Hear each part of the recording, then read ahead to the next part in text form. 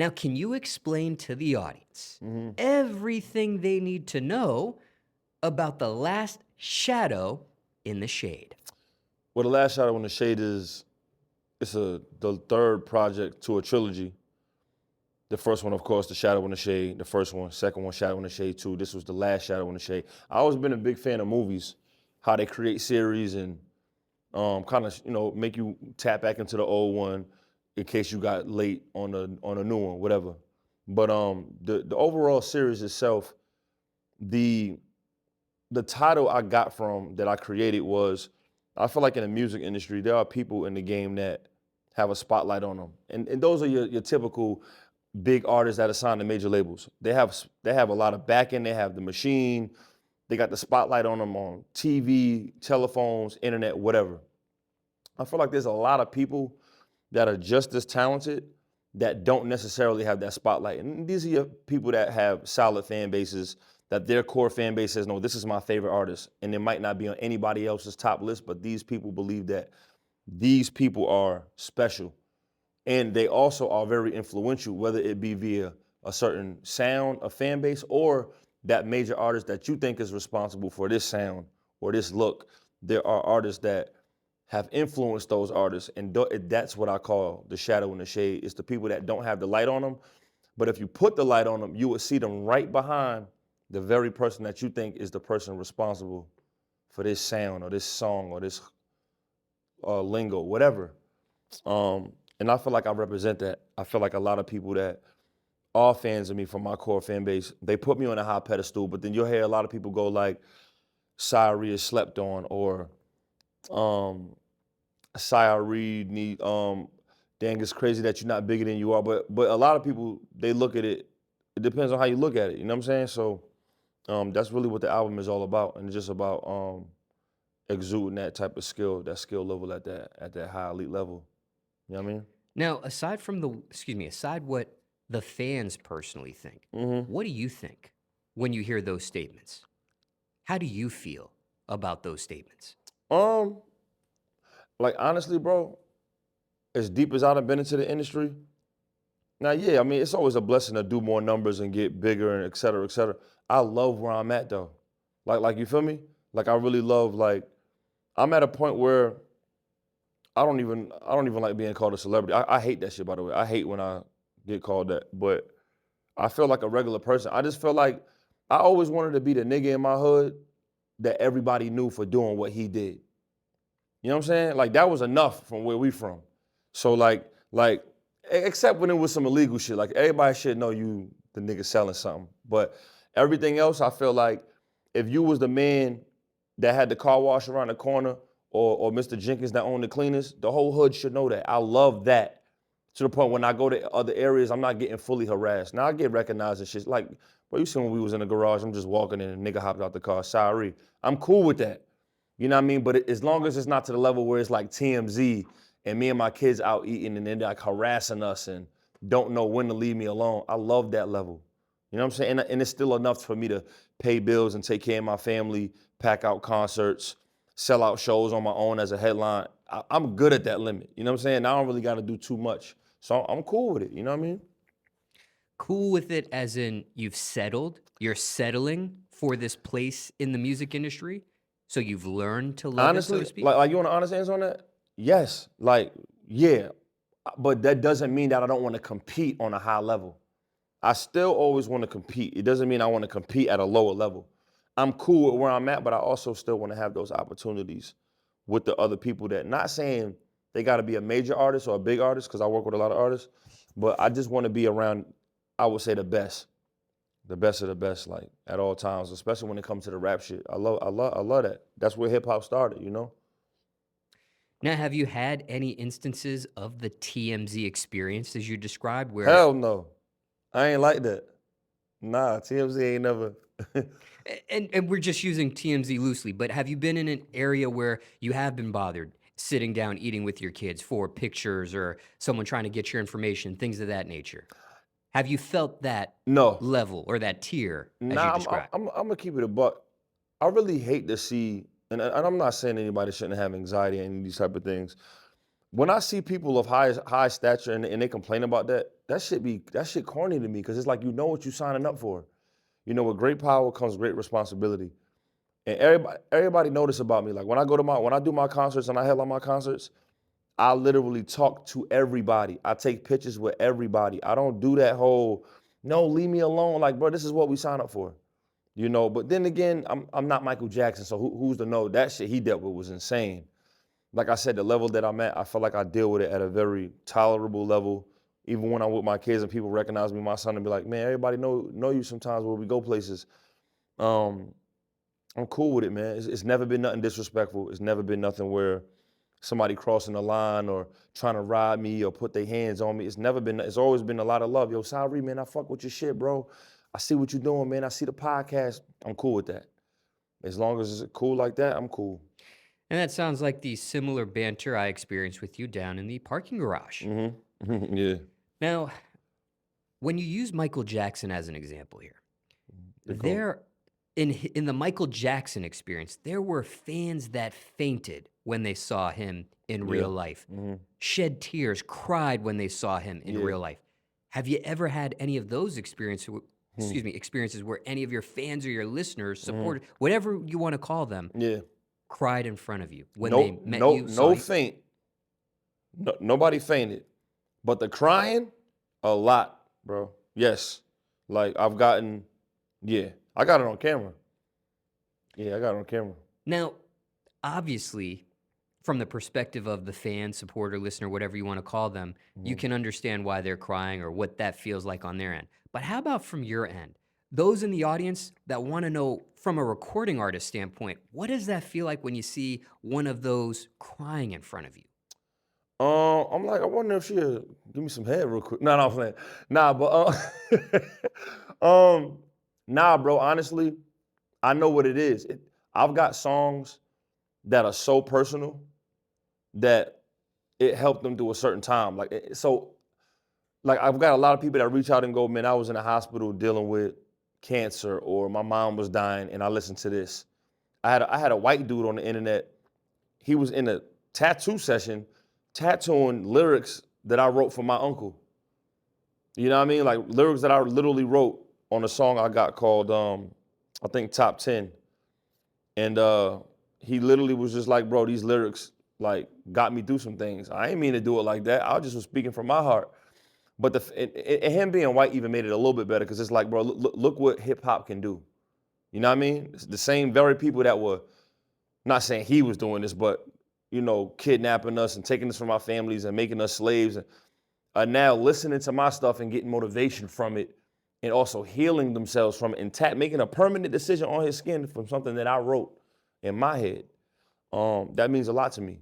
That lets me know that I have a duty on this earth to open my gift to other people. It's bigger than me. It's bigger than hip hop. It's bigger than how I felt in that moment. It's very, very warming to me to know that I got that type of power. And that's what makes me keep going. Those type of moments, you know what I mean? Have you had anyone say to you that your music or a song or a project has actually saved their life? Facts. A lot. Like multiple ways, from, like I said, going through depression, in the hospital, maybe they lost somebody, didn't want to be here no more, went through a heartbreak, couldn't eat, sleep, nothing. Like I deal with that a lot. I got girls that reach out to me and say that my R&B albums, a nigga that did them dirty, to get them back, they sent them my project. And the girl listened to it and in turn was listening to it, posted me, tagged me in it, and now she listens to me and follows me. And some of them I've met up with later on, but we don't talk about it. What? Now, Being too honest? what's the most unique thing or craziest thing you've heard someone has done with one of your songs or your bodies of work, and if that wasn't the craziest that you just mentioned there, that description about the females trying to get someone back, Nah, that's it right there. so far. Yeah, not that it's that crazy. I just feel like that be the wildest shit to me because it happens so much. Where, like I said, a nigga done did somebody wrong, sent her my album, like, babe, listen, this remind me of us. And then in turn, she'll reach out to me. Some of them out of spite, some of them just out of like they love the song and tag me by accident. And now it'll go to your DM. And so a lot of times like, yeah, my ex was sending me this and now you're hella cool and they'll come to the concert or some shit like that. And that I love sounds it. like in reference to the social media platform Instagram for you. Yeah, for sure. And for those in the audience, getting to know you for the very first time, care to share your screen name on IG as well in case there are some spammy, scammy accounts that are existing? Yeah, I of mean, you? my page verified, so SYARIDAKID, and that was the verified for before you could buy it. So you know that's my page. Now, you mentioned hood here. Is there a name for a hood that you represent growing up, still to this day, things of that nature? Yeah, I'm from the Bronx, so Concourse Village. Yeah, I'm from the east side of Concourse Village, even though I still got a lot of love for the west side because that's like where a lot of my family from. But that's over there by like 158, not too far, a couple blocks from the Yankee Stadium. But I still go home all the time. The corner store deli that I eat at all the time is on 158th Street, right by Concourse Village. So that's not the projects though, but it's in the hood. A lot of people don't really know that. If you're not from the hood, you don't really know. They look at that different. But if you're not from there, you would look at it all the same. But it's funny because it's a security guard downstairs in each building. So anybody from the projects looks at us like we not suburban, but we not as poor as them. And literally 30 seconds away from each other. So it'd be beef. Because they like, nigga, your mom's got a good job, nigga, fuck you. Like it's really that simple in the Bronx like that. You know what I mean? So, yeah. And you liken this series to a movie, this trilogy in music for you, these bodies of work. You described it similar to a trilogy in movies. With some movies, there may be some that you have to watch the first movie installment or the second, the sequel, before you get to the third. And then some you could just dive in on any installment. It doesn't matter. Yeah. How can one that's never listened to this series or music from you, do they have to listen to one or two before listening to this third installment here, or can they jump right in? I'm gonna say you don't really have to, but it would make sense if you do, because it's so personal. So, but nah, you don't. I mean, you probably could run through the third one and not even think about it, because I tell the story so like each song is just explaining. I'm reflecting and projecting at the same time the entire album. So it's like I'm talking about family, friends, shit I went through with my kids,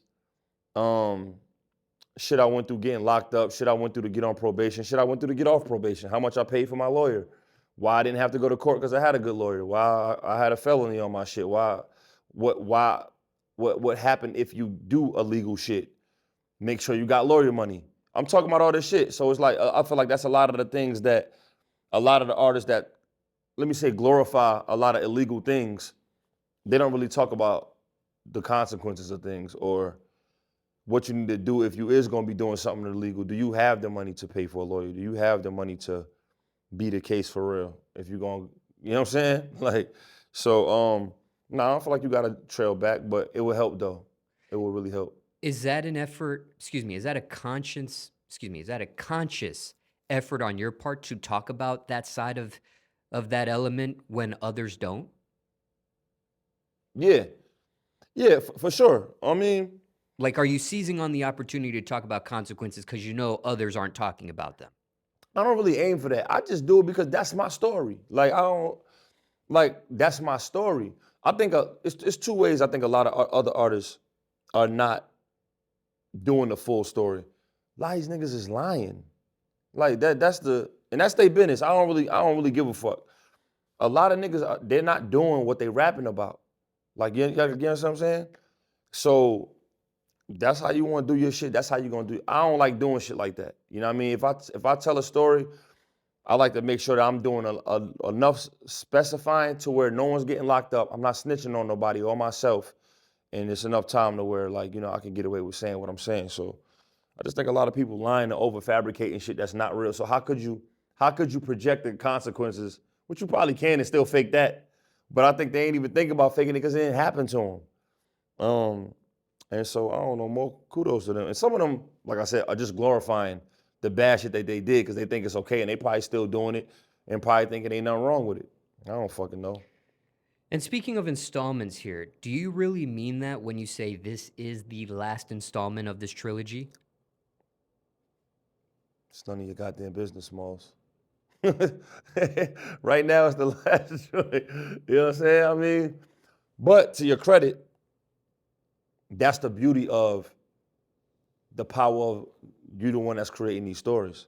You know, I mean, we all grew up on comic books. You remember, like, you had like the death of Superman, and then you'll hear like the return of the, right?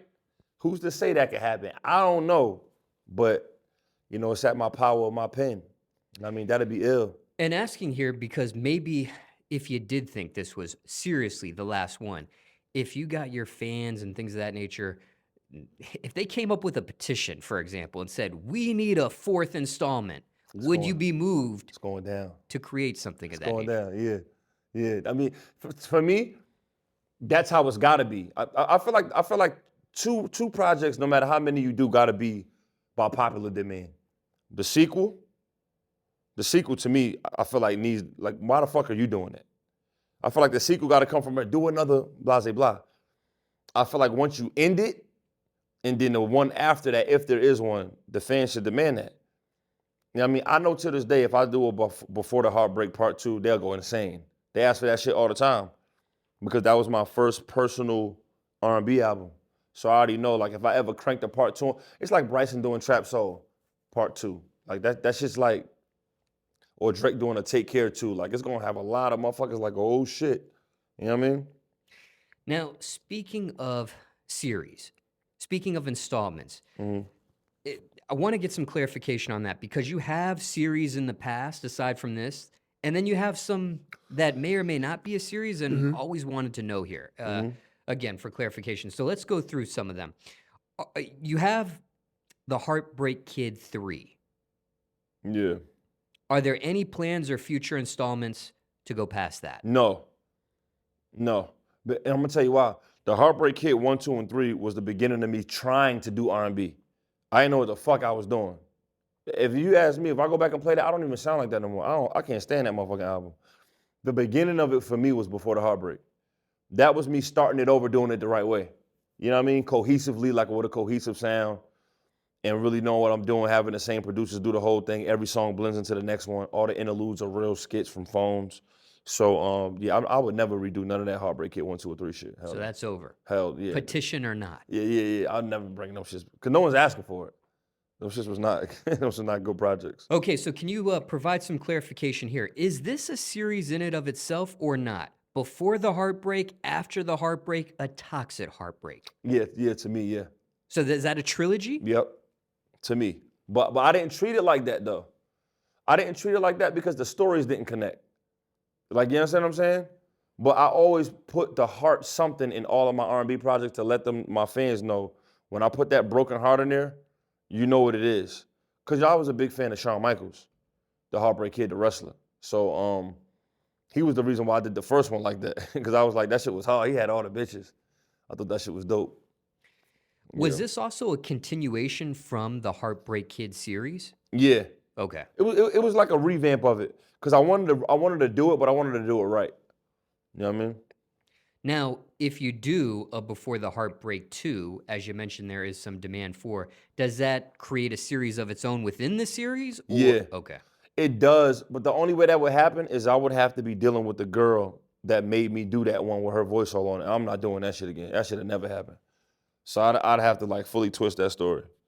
Okay, need clarification here for the fans on this as well. You have a project called SOON, Something Out of Nothing, and then you have 2, the number 2, Soon. Was that a series together? Was that a sequel to that first? Yeah. Okay, that was sequel to that. Yeah. Any plans for a third installment on that series? People ask that, but you know what's funny? I got the Soon 2 didn't get half the traction as Soon 1. Like that probably was my most disappointing sequel. Honestly, in my opinion. For a multitude of reasons. I think that I did Soon 2 when I signed my Cash Money deal.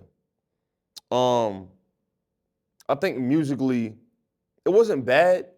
It just was, I was dealing with a lot of label shit, and I think that I didn't really have. I wasn't in the streets like I was with Soon One. I was boy, like I was outside, like, and my marketing was insane. Like it was, and, you know, at that time, Soon One had like, I don't know, that was like Camp was taking off, Kick was taking off. Snooty Wild was coming out of Memphis. Rest in peace, he died. He was going crazy. That was my mans. Snooty was on the album. Money Man, like it was like, yeah, niggas was just kind of taking off. So I had that hunger, and my intro was crazy. Like I just couldn't compete with that project. And I tried it. I had a lot of my fans that told me that it wasn't as good as the first one. Like really to my face, they told me that. So I don't know. If I do a 3, I don't know if I can ever have that feel again, man. That outside and just collabing with everybody feel, that shit tough. Now, aside from Too Soon, you do have 2 other projects or 3 other projects with numbers as well. Didn't know if that was connected to each other or not. And that's 2 Weeks No Diss, that's 2 Sides of a Story, Yeah. and then you have 3 to 5 Business Days. Yeah, Don't them know all. if that's all entirely a series Yeah, or nah, not, or one that's off. just me throwing music out. That's just different projects. Yeah. So the number 2, did that have something significant in all those? Mm-mm. Okay. Now, 2 weeks notice was just I was seeing if I could do a project in 14 days. That's literally what that was. 2 Sides of a Story. 2 Sides of a Story was me and Pacquiao. I'm from the north side, he from the south side, and we just kind of put that. You know what I mean? It was 2 sides, 2 different sides. And that's a reference to ATL. Yep. Mm-hmm. And then 3 to 5 Business Days. 3 to 5 business days was me doing a project in 3 to 5 business days. Real talk. I started on Monday, I ended on Friday. That's a fact. I ran through that shit quick as hell. Yep. Mm-hmm. Yeah, that title is exactly what it is. Any plans to do any future installments to any of these? Nah, hell no. I mean, maybe. I might though. I feel like I could do another project in 3 to 5 days. I feel like I do another project in 2 week in a 2-week notice. Mm-hmm. You mentioned K Camp here. Yeah. What's the current status between you two That's family. at this point? Always. Yeah, that's little bro. Like that's always gonna be.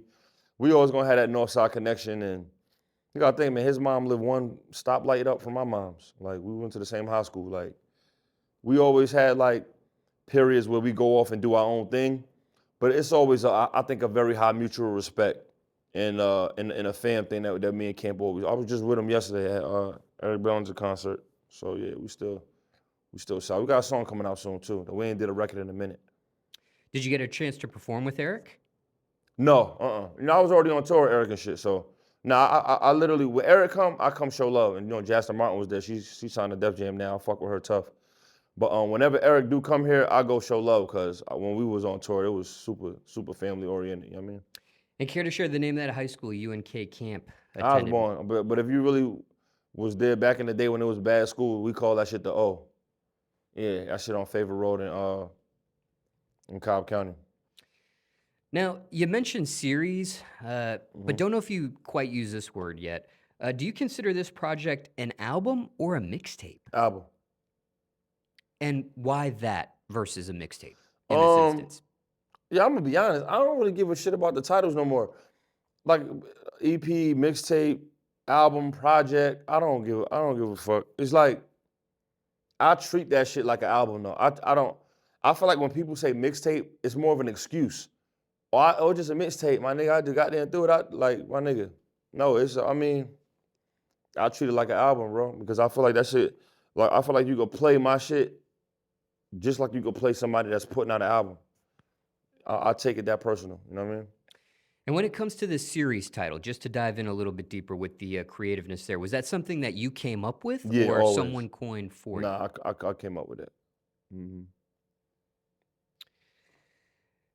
As far as this artwork for this project, Mhm. can you explain the concept behind that? I did my own artwork. Yeah, I did it myself.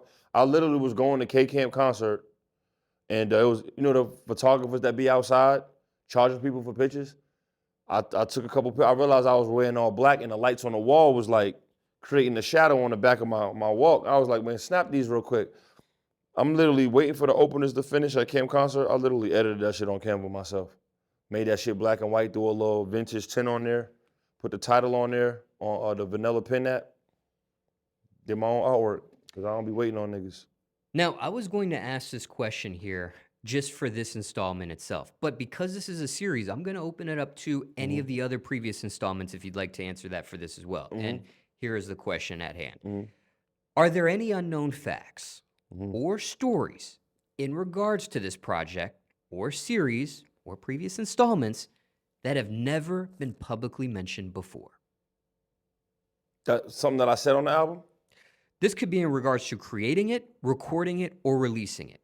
Are there any secrets, Easter eggs, hidden facts no one publicly knows about this project, the previous installments, or this series, so on and so forth? Hold on, let me see. Let me look at this track list. Mm.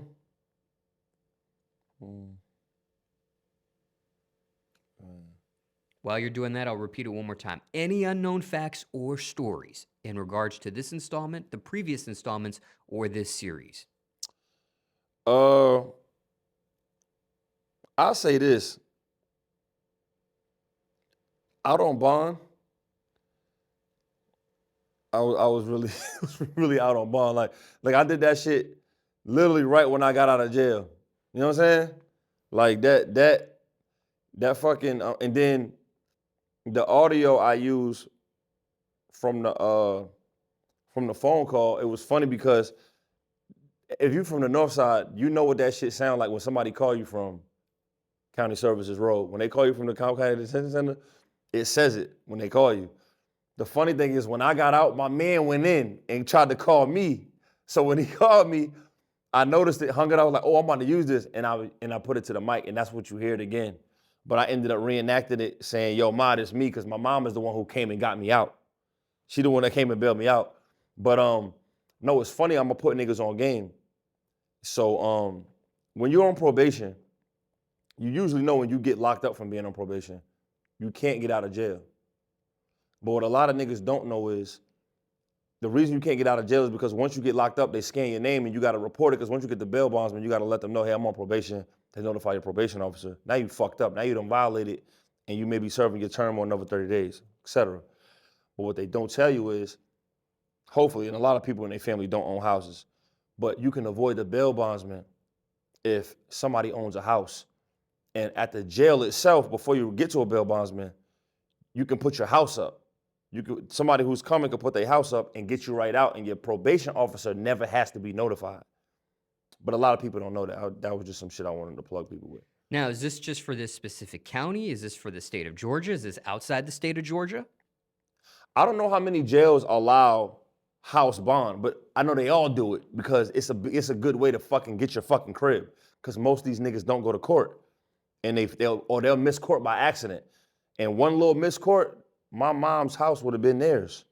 So I had to be on that. My mom, funny shit, my mom went to court and I didn't even have to go because she wasn't playing by her house. I had 3 court dates, never had to go because my lawyer is fired. Shout out to Melvin Nash, by the way. He official, white dude. But every court date I had, my parents went. And I was at the crib. My lawyer was like, you don't gotta go. But she was like, I'm going to make sure these motherfuckers don't take my house. So that shit works. But I mean, everybody don't got somebody that's gonna put their house up when they get locked up. You know what I'm saying? Now, when it comes to your life, do you look at everything as maybe, and for lack of a better phrase here, okay, you can fix this up, but was gonna say, do you look at everything as a way to generate money or create a viral moment? Or asking here, like with that voicemail, you mentioned there's several previous projects you worked on where you use voicemails. Yeah. You find an opportunity with the photographer and create your album artwork on Canva Yeah. while you're at the concert. I mean, is everything have multiple purposes for you? Do you look at just everything that happens during your life as something that could have multiple purposes or generate money or go viral or things that, so on and so forth? That's a great question. I'm gonna put it like this. I never did good in school, Smallz. I can't take nothing from school that I really learned. And the only thing I really learned from school was they used to use this phrase on all the paperwork and stay on task. That's the only thing from school that ever did me well. And I think I have a real nit for doing that. Now I'm gonna give you, there's a movie that I watch that motivated me when I was a little bit younger, and I took it with me. And a lot of niggas ain't never seen this movie. I don't know if you've seen this movie. It's a movie called The Prestige. You seen it before? I take my personal opinion out of it. You fucking up, whatever. All right, cool. But this movie is a movie about magic. Two magicians. Christian Bale, Hugh Jackman, right? Christian Bale plays Batman before. Hugh Jackman played Wolverine before, but they're not these characters in this movie. Anyway, long story short, this is one of my favorite movies of all time. It's actually got one of the best endings of all time to me. In this movie, they're both two very elite magicians. Somewhere during the movie, they was working together. At some point, Christian Bale accidentally kills Hugh Jackman's girl in a magic trick. So they start beefing and competing across the street from each other.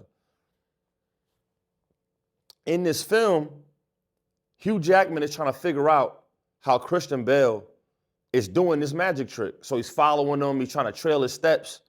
He can't figure this shit out.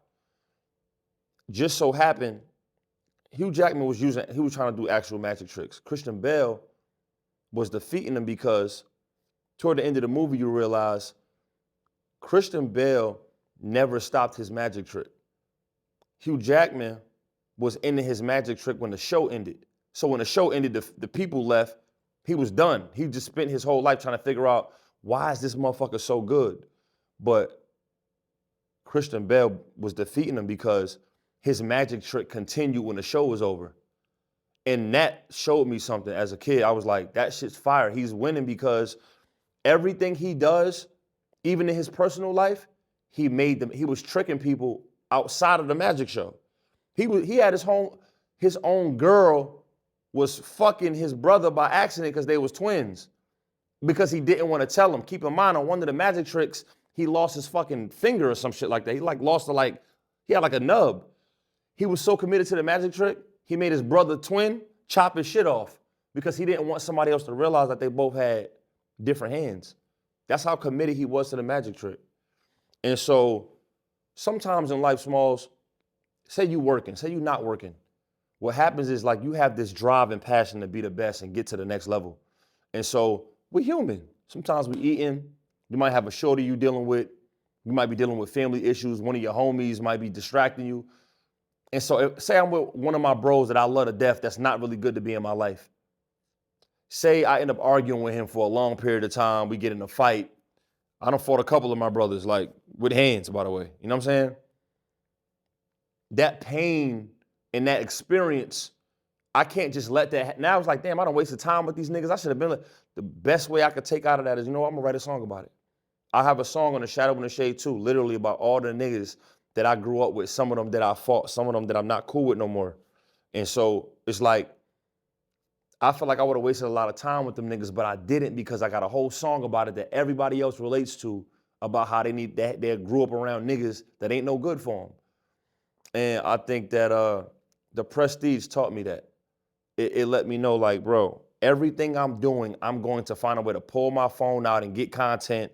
Or if I was going through it with an ex or something like that, like maybe I can go back and read some of this stuff that we was going through in the text thread and use it as motivation. I'm not doing it for that, but it helps in a sense. And so that was a real good question. That's kind of why I kind of do that like that.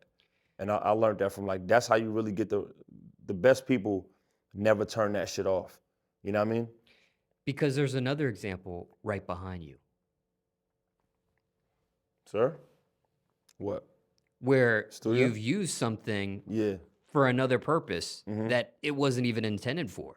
Oh yeah, facts. Yeah. Can you explain that? Yeah, I mean, I found a way to record and bring my studio setup anywhere, everywhere, bro. Like, it's crazy because working in this building, these little booths weren't meant for a studio. A company had them. The company moved and they didn't want to carry all this in storage in the actual corporate building. They didn't want to throw this shit out. So they used it as decoration. Put it all around the fucking building. I came in here and saw that motherfucker, I started recording in it. I did half my project in there. So it's like, you know what I'm saying? Now, for those in the audience that are curious, can you actually say which songs on this project were recorded in that very booth? Quote unquote. Let me look at this. So I did my Rebellion verse here with Saha the Prince and Benny the Butcher. I did my part here.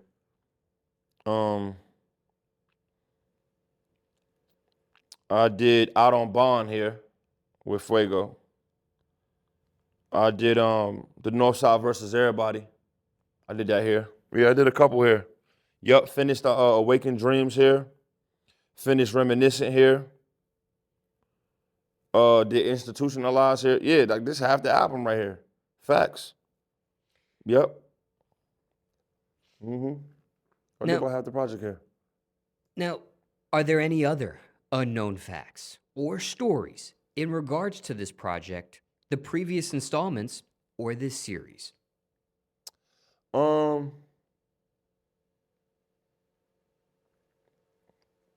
No, I will say this though, to all my independent artists. I fully now, I got an independent distribution company that I do business with. I think it's the key for a lot of artists to get to. Not the major deal, not all the way fully doing it by yourself, like with a distro kid or TuneCore, which is dope too. It's good to get with an independent company that believes in you enough to do your own and have the power to get to these DSPs and get certain advantages. With this project, I could have got funding or I could have did it myself. The Shadow and the Shade was a must that I did it independent. I fully funded and created all of these videos, the artworks, the ideas, a lot of things people don't know is I mixed and mastered these albums as well. I did the mixing and recording for the entire project. I also have all three of these albums at a 90-10 distribution to where I'm keeping all my rights, all my publishing, everything comes back to me 100%, not 100%, but 90-10 with my distributor. But like I said, that also comes with me digging in my pocket every step of the way and finding my own publicists, finding my own, where I'm gonna put this here, do the marketing, do the videos, get my features done. So it comes with a lot of work, you know what I mean? And that's what I did to complete the album. Care to share who the distributor is? Sync Music, shout out to them. Yeah, I got no problem putting that out there. Super dope company. They started like out of the country. Now they coming in here doing more of the urban work. But that's actually the company that helped me, shout out to my man Tima, that helped me get out of my Cash Money deal. That's the company that I joined simultaneously after getting out of my Cash Money deal. They funded my catalog to get out of my Cash Money deal. Sync was responsible for that. So I'm always gonna be able to be willing to put their name out there for that. And why them at the time compared to other distributors you could have joined forces with? Yeah, I could have connected with a lot. So my man Tima, who was the head A&R up there, I met Tima back when I was working with Akon and Boo. He was working with Convict and Boo Vision and all of them. He, in turn, got a job over there. They had him out looking for different artists that had a catalog, et cetera, et cetera. He was the first one to reach out to me. Hey, what's your situation? I said, well, I'm kind of signed right now. I don't know if I could really, work this out. And he said, maybe we could figure out some catalog. That's when the industry turned into like catalog was everything. Maybe we could see what your catalog is worth, exchange some funds, do a business transaction. I said, all right, well, Cash Money, they want, $363,000 from me right now. You know what I'm saying? And keep in mind, I just bought my house and I just bought an expensive ass car. I was doing a whole bunch of shit. And I had bought my Sprinter. So I had just put a whole $100,000 into my own little shit. And so once I found out that the label wanted what they gave me back, I'm like, I gotta give these people $363,000. I don't know when I'm gonna get it, but I don't know when. So they ended up facilitating that deal. And so I took some of the money that I got from them, paid Bird, he wanted $100,000 up front, gave him that up front, and then et cetera, I had to pay I had to pay them almost like $7,400 a month for 24 months straight, or I would have been stuck. And that's how I did that. Now, side note here, we have talked about your Sprinter and your Sprinter business in a previous interview. Do you still have that business ongoing? Yeah, for sure. Yep. I recently upgraded it. I haven't really announced it yet though, but I'm now going to be into the tour bus business. Yep. So I went from the Sprinter up. I still got the black truck and the shit on tour and all that, but I'm going to move into the tour bus side of things. Now, where can those in the audience, when you are formally, fully ready to announce it and hear about all those details, get that information? Just reach out to me. It's gonna be on my social media. Shoot me a DM. We're gonna do some business. But it's mostly gonna be word of mouth. Though I feel like the word of mouth game is still fire in the street. Like, you know what I mean? I feel like there's still a lot of money there. But yeah, of course, via the internet. Why do you think in 2025, with AI, this, that, the third, that word of mouth is as powerful today as it has ever been? The streets talk, bro. Like, you gotta think, like, you get the people talking about something, is the word gonna spread, especially if the girls know. I mean, nowadays, if the niggas know, it'll spread too. They talking like the girls, but yeah, I mean, I think that's super important. It's kind of like the street Yelp. It's like if people could spread the word on something, they also have a review with it. And so it's like that goes a long way. You know what I mean? You get 1 or 2 or 3 or 4 of those, your business gonna be booming. You know what I mean? But I always resorted that to doing the legal shit. You know what I mean? People always think about the big scale because of rappers do this dumbass shit where they running off on plugs that they don't even have, whatever. But think about this. If let's say you sold weed allegedly, right? Me and you sold weed allegedly, right? People always talk about pounds and pounds and pounds and pounds. Bro, if you literally had 5 people a week that bought a 7 from you, 7 is 7 grams, by the way. At a low, let's say a 7 is what? What you would spend, 70, 80, whatever, some decent shit. If you had 5 people getting a 7, because people, I know motherfuckers smoking a 7 damn near in a day. So let's say at a bad scale, every 5 days, 5 people bought a 7 from you. That's good fucking money. Like, you know what I'm saying?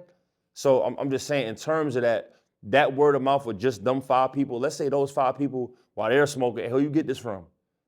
Look what that turned it, like just them 5 people alone telling whoever they smoking with, because a lot of people don't smoke by themselves. A lot of them matching one or passing it around to, where you get this from? Now I got 2 or 3 people hitting me because, you know what I mean? So that's how the word of mouth works, especially when you got good shit. Now to resort that outside of the illegal shit, drugs, same thing with customer service. Hey, where you get this from? Oh, nah, he's super dope. He's super cool, super professional, on time, sharp. You know what I mean? It's clean. They're going to look out for us. Good prices. So that goes a long way. And so I'm a big fan of the word of mouth. What about your music and your music career? Do you think that was on the backs of word of mouth as well? Hell yeah. I started my shit with, bro, I used to perform in the living room with the cable fucking Comcast remote as my microphone. I practiced there first. Dig what I'm saying? So, and that started from, you know, and I'm not even just talking about fans, because when I used to do the ciphers in like certain battles, those aren't necessarily your fans. You know, that's a crowd that may not particularly play and stream your project after you finish that freestyle. But I feel like once I had my first show, and my first shows was at festivals and like mixers and shit like that, outside of open mics. But it started with the open mic. But the open mic started with like, okay, I used to pull up to the open mics. I say we're at a low, we'll go deep. I say about like, at a low, I say 20 people. At a high, we'll do 50. This back in the day, Smallz, when niggas was pulling up wild deep. And that was easy back then. I don't know how the fuck we was doing that. It wasn't even group chats yet. But me and Dunkin used to have 50 each. You know what I mean? But I used to try to do 25 niggas, 25 girls. You know what I mean? So I felt like I started off, I always tell people, Smallz, I started off with 50 fans. I started off with, I knew it was at least 50 people I could have pull up to the front of this club and we'll mob this bitch. You know what I mean?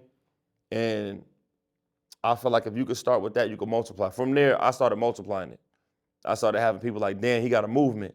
Whether it was the DJs, the people in there that was judging the events, some of the people in the crowd, like they'll start respecting it. They're like, okay, this nigga got bitches and he got a bunch of wild niggas with him. You know what I mean? And then, of course, it's your duty to kind of move around and move, you know, the right way. But I feel like you could build fans that way at a small scale. But nowadays, like say like this, Smallz, if you go to somebody's Spotify right now and you see 50 monthly listeners, you're going to laugh at them.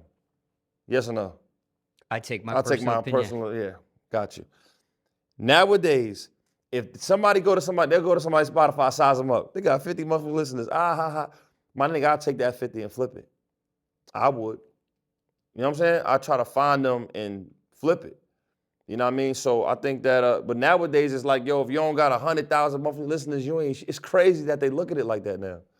But back in the day, bro, you pull up to the club with 50, it was only certain niggas, bro, I can't even name more than 10 people that was doing that back then, Smallz. You know what I'm saying? Like if I was to name all the niggas in the street that was doing that, I'm gonna say us, Arrogant Music, in Atlanta. I'm talking about Atlanta. Duct Tape, Lil Hot in them, rest in peace. Lil Hot used to come through deep as a bitch. Franchise Boys, The Shop Boys, Travis Porter, Waka in them, Slim Dunkin in them. Jesus Christ, don't get me fucking started. Grand Hustle, them niggas my wild deep. Like, those are the niggas that they had movements. Like, they movement was like, it was insane. You know, like, you don't want to touch one of them niggas while they moving out. Because you might not make it home. You know what I mean? Because there was just so many people. So I think that shit really, like, that shit is dope. What about CTE back then? Oh, yeah. But, what Big Meech and them was doing, because I don't want to discredit their time. They had the biggest movie I've ever seen in my life. But to their credit, CTE and, what was Big Meech's team called? The fuck was their movement called? BMF? Fucking BMF. Their movement was before our time. We had a movement after that was, you know what I mean? So I think when all the gangster grill shit, we was kind of coming up. So when CTE and the movement, I remember Vegas Nights was popping. So yeah, we was a little bit after that. We was still young. We was kids. We was in our, probably teenagers for real. When G's and them had their movement, so we wasn't. Whenever Big Meech and them was dominating the clubs and like, whatever day they fucking threw 100,000 at Magic City, I was not there. You know what I mean? I'm not that old yet. I'm getting there, you know what I'm saying? I'm still in my 30s. Them niggas probably like 48, 50 right now. Now, sidestepping here on the subject of Spotify monthly listeners, you personally have 338. Yeah, my shit went down, bro. Yeah. What do you think about that number? It is what it is. I want to get, bro, I was at like. Most you ever seen? I was at like 538,000, something like that. Yeah. But it always does that when I don't drop an R&B album. I hate that. Every time I drop the rap album and get back around 300, 400,000, I do the R&B, it jump back up. Because now the girls come back out. You know how that shit be, bro. Now, also sidestepping here, when it comes to open mics and or showcases, what's your opinion on that for 2025? Damn. I feel like the open mic is dead. No shade to anybody doing it. And artists, if you up and coming, still go do it for multiple reasons. You're gonna meet people and work on your craft on stage. A lot of my craft on stage, which people give me a lot of credit for, came from open mics. Came from the living room to the open mics. I had to learn how to work that stage. I used to make a mistake. We used to go up there and we used to mob on stage. Bring everybody on, like we go up there 50 deep, everybody on stage. I'll never forget this.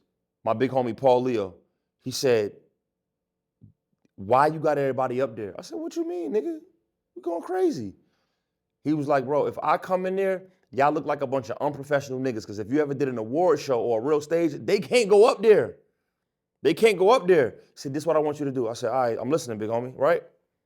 He said, your hype man, DJ, maybe y'all go up there. Your people you mobbing with, put them in the crowd. So now, if an A&R or somebody come in the building, they think these your fans. They like, oh, this nigga lit. Now they know the words. They wearing y'all t-shirt. These niggas look like hard ticket sales. I had to learn that. And I learned that at doing that shit at an open mic and the motherfucker telling me, y'all got too many niggas on stage. All my artists, stop doing shows with all your niggas on stage. And I get it. Sometimes when you bring in a nigga from the hood, he lit, he drunk, he wanna be right next to you. Have the game plan before y'all go in there. Let him know, hey, the spotlight not gonna be on you, but I'm gonna take you with me when the time is right.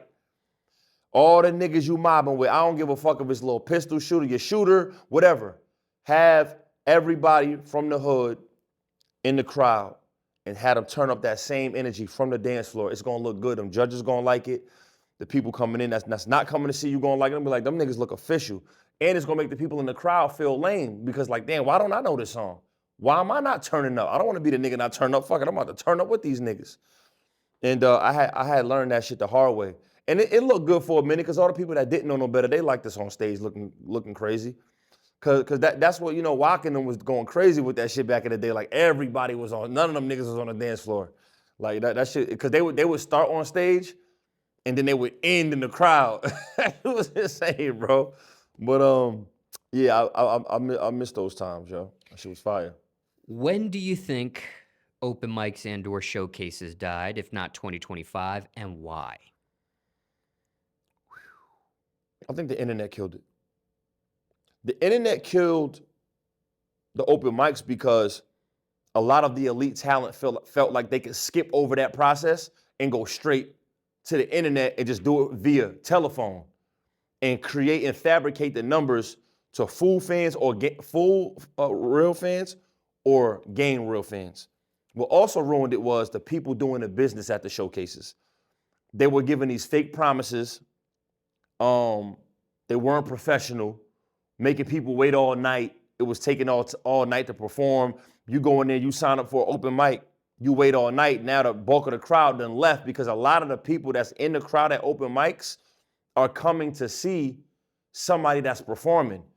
Now the nigga with the big, say a nigga walking there like us, we going there with 50 niggas, I go on at 1 o'clock, you go on at 2:30, nigga, we leaving. So now you like, I ain't doing this shit no more.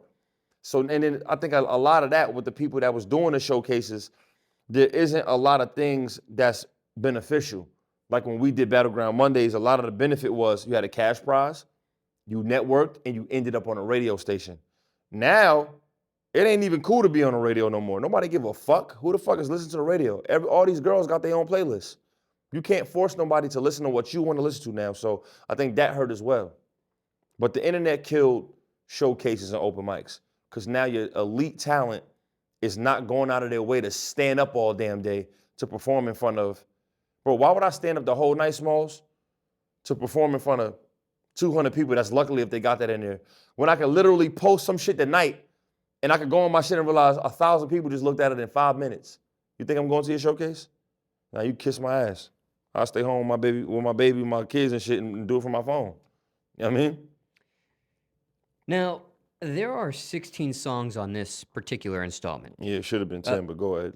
That was going, excuse me, that was going to be the question there. Why that amount of 16? And why a remorse on not doing 10? Well, I aimed for 10. It actually was 19. I took 3 off. 3 off that I was like, this shit don't really need to be on there. I like to aim for 10, and then as I got the 10 goal, I then start to tell the story and feel like a skit is on there, by the way. There's a skit with me outside in Philly. I thought that was dope because a lot of people always talk about I'm outside. But I was really outside on the block in Philly with Freeway and Gilly. I thought that was fire. So you hear Gilly in the back talking shit on the phone, Freeway over here rapping. I'm in the back cursing my son out because he littered some shit and didn't throw it in the trash can. I thought the aesthetic of the street was that. So that's a track that, and then another one on there is the outro where I was just talking. And then another one on there is a freestyle I did on a radar. So really them 3 weren't even gonna be on there. So really it would have been around 12, 13. But yeah, as I was building the soundtrack of the project, I started to add the aesthetic of things because I wanted them to know like, yo, I ain't just do this joint with Freeway. I ain't just go to Philly like, nah, I'm out here with the most official niggas out here. And I'm outside too. So I like that because I feel like a lot of people use the outside thing when they go to different hoods and they checking in with the big homie and it's like, no, that's the way to do it. I'm outside with these niggas and they walking us through the streets of Philly. Now, how many tracks did you have originally to choose from before you whittled it down to the final 16? Yeah, it was 19. Oh, okay. Yeah, I had 19 on there. There's 3 on there. There's 1 on there, like, it's not like, it wasn't bad, but it was like, I'm just rapping about shit. I don't like doing that. There's 2 tracks on there where I'm rapping very well and the beat is decent, but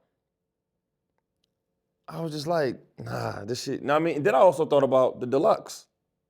Then go back to the album. So what I'm gonna do is I'm gonna take them 2 bullshit ass songs and I'm gonna throw them on the deluxe. Cause you know, as artists, we feel like, oh, all your shit hot. No, it's not, nigga. And then these shits are skippers. And then I also, you gotta leave room for the deluxe. You know what I mean? Re-put it out. That's a good mark. Every album, to me, if you wanna remarket it and have people restream your project, should have a deluxe album. It's very, very good for streaming. Super, super good. All you gotta do is take that same artwork, change the color a little bit, throw a deluxe tag on there, put that motherfucker out. and it's gonna stream again. Now, what's your opinion on the release of of the deluxe? There are some artists that release the deluxe the same week that they release the original. There are some that wait a week or two. There's some that wait a couple of months, maybe longer than that. What's your opinion on the release, the timing of the deluxe release? Just playing.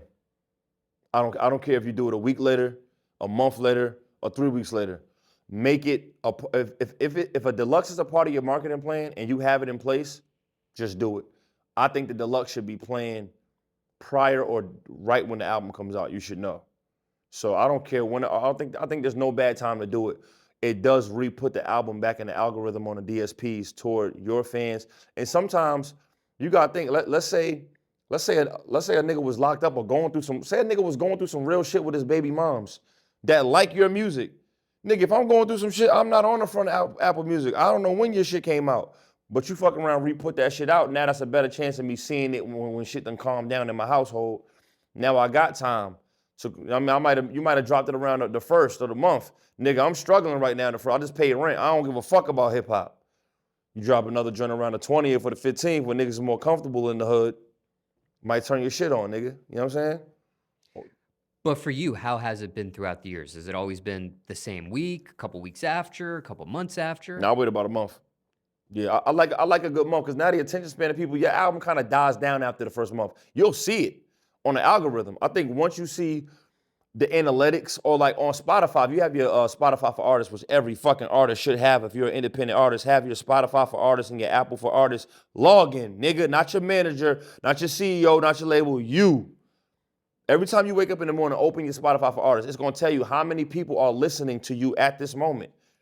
You got 100 people, 20 people, you're gonna notice every day that album's out, that number's gonna go down. It's just what it is. Every day that album is out, that number goes down. Once that number go down about half or 30%, put that deluxe out. That bitch gonna jump right the fuck back up. Now, for you, on your past deluxe releases, have the bonus tracks, quote unquote, always been BS songs? I'm mad I called them that in front of y'all. But I wasn't supposed to tell y'all that because I want to leave that decision to y'all. But no, it's not always BS songs. It's songs to me, and this doesn't really pertain to everybody because a lot of people's albums aren't about shit. But it didn't make sense for the album. Every song, there's a song on there that I kind of skip sometimes. It's called The Outsiders. I'm not a big fan of that song. Shout out to my nigga Vincent Jack. He made that beat. I love that beat. But I don't really like that song to the second verse. I hate the first verse now for some reason. Anyway, it's personal though. There's a line on there. We used to order food, then rob the man doing delivery. I need food. I love that line because that's what niggas in New York was doing. Because, you know, in New York, they was delivering food on bikes. Bro, niggas used to punch that nigga out and take the food and go to a whole nother block and eat it. That was a real thing. So it's like, those lines I can't leave off of my album because it's so personal to the hood. Like you understand what I'm saying? So it's like, it's just certain lines that I have to have on there. Just so happen these songs, the hook or the verses weren't personal, but I was rapping my ass off. That shit can go. I don't really give a damn about none of that. Also, there's different ways artists have been structuring their deluxe as far as the track list. Some throw the new songs in the very beginning before the original track list. Some do it at the end. Yeah. Some may even sprinkle some in between some of the stuff there. Yeah. What's your opinion on that? I like it at the end. Just because I'm lazy, and when you uploading, you got a lot of shit to change when you get to putting shit at the beginning and the middle. So I like throwing them at the end. Don't switch up the album too much because a lot of songs are supposed to go before and after certain songs. So if you are gonna do the beginning, I'm not mad at the beginning because now that also repopulates those songs and forces people to play it as they riding through it. If you put it at the end, they'll never accidentally replay it. Say they don't like those two songs. That song might never get the light of day again. You put it at the beginning, they have to run the album from the beginning if it's their first. But the only reason why I don't want to do that is if I didn't aim to start the album like this, I don't want somebody who just heard the album for the first time to play that as the intro. Because this is not the intro. Now, speaking of this track list, can you take the audience through that process for you? If you were the one that in fact put this track list together, What? the track list order. Did you put the track list order Yeah, together? yeah, I did. Can you Yup. take the audience through that process as well? Yeah, I mean, there's a part of an album what I like to do when I do, let's say my hip hop projects. I'm super big on my intro. The few songs that I like to do as early as possible is the second song, which is important, the intro, the statement and the beat selection on the intro, the song that I'm doing for the ladies, I'm very particular about. Um, uh, I always like to have some hook that has melody, even on the hip hop album. And then there's always a song on there where I want to be very elite features, which like the Rebellion with Saha the Prince and Benny the Butcher, and they hadn't did a song yet together, so I took my time with that, which is why I made that the number 2. I feel like once you get a few of those type of records, and then I wanted to do something.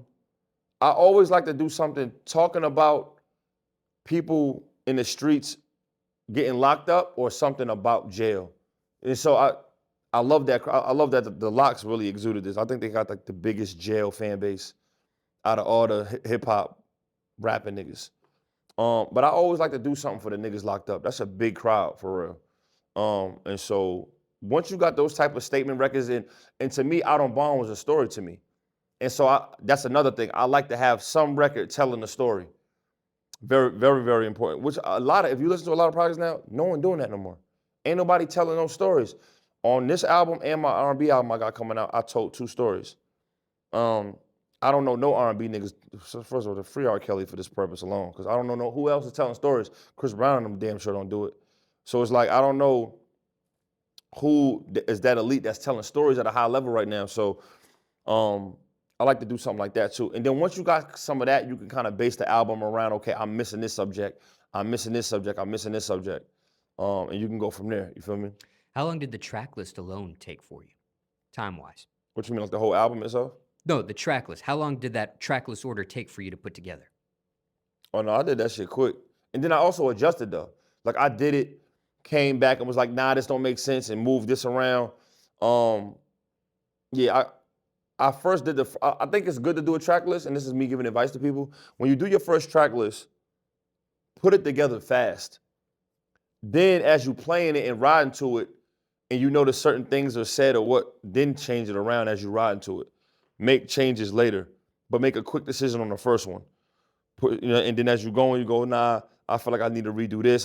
Think this needs an intro. Because my very intro, I ended up changing a bunch of times. I added a verse, I reset a word or two, and then I ended up, the Dave Chappelle skit was at the beginning. I ended up moving it to the end because Freddie Fox, Bumpy Knuckles was on the podcast and said some real shit. And I ended up moving that to the beginning so that the album actually starts like that. And I love how that worked because my man tagged me the other day. Shout out to Lonnie Walker, by the way. You know, he played for the Lakers and the Brooklyn Nets. Lonnie Walker in the NBA, he don't even follow me, but he posted that shit the other day and he started it from the beginning of my album. He played that whole people try to paint pictures of you that you ain't even posed for. He started his post with that saying. So imagine if I would have left the Dave Chappelle, would that have hit him the same? You know what I'm saying? Now, sidestepping here, speaking of basketball players and music, have you had the LeBron James experience yet where he's listened to your music yet? No, but I got Kevin Durant, met up with Kevin Durant. He posted my shit. Jordan Poole, Dante DiVincenzo, a lot of them niggas. Kyrie Irving on the follow because of Kevin Durant. Damian Lillard too, by the way. That was one of the biggest ones. Yo, a lot of them. Yo, my man that used to play for the Mavericks, I forgot his name. Show me love. Boogie Cousins threw me a repost, hit me recently. That was love. Yo, a lot of Lou Will, a lot of them niggas, yo, done show wild love. Yeah, a lot of Marcus Smart. Marcus Smart was the first nigga in the league to let me know he fuck with my shit, reposted my joint. I saw him at an airport one time in Dallas. Yo, you sorry? I was like, yeah, nigga. You know what I'm saying? He took a picture. The picture's still on his page too, by the way. But Marcus Smart was the first league person to ever show my music love, man. Shout out to Marcus Smart. Is that one of your you made it moments when you had that basketball player I ain't post? gonna say I made it, but you know, every nigga that do music loves sports. So you know, now when you get in the mix of that, that's different. Marcus Smart was actually also the first person that gave me his game jersey. I actually met up with him later, and he walked me through the tunnel when they came out here and played the Hawks. He played for the Boston Celtics. Had me come down. I waited for him, pulled me down, showed me love, gave me the jersey off his back, autographed it. You know what I mean? And that was super, super ill, man. I really, really appreciated that. Yeah. Where's that jersey at today? That's in my closet. And soon I'm gonna frame all my joints. I got the Dame joint. I got the KD kick signed, autographed. I got the Damian Lillard jersey with the kicks. I got the Marcus Smart Boston Celtics joint.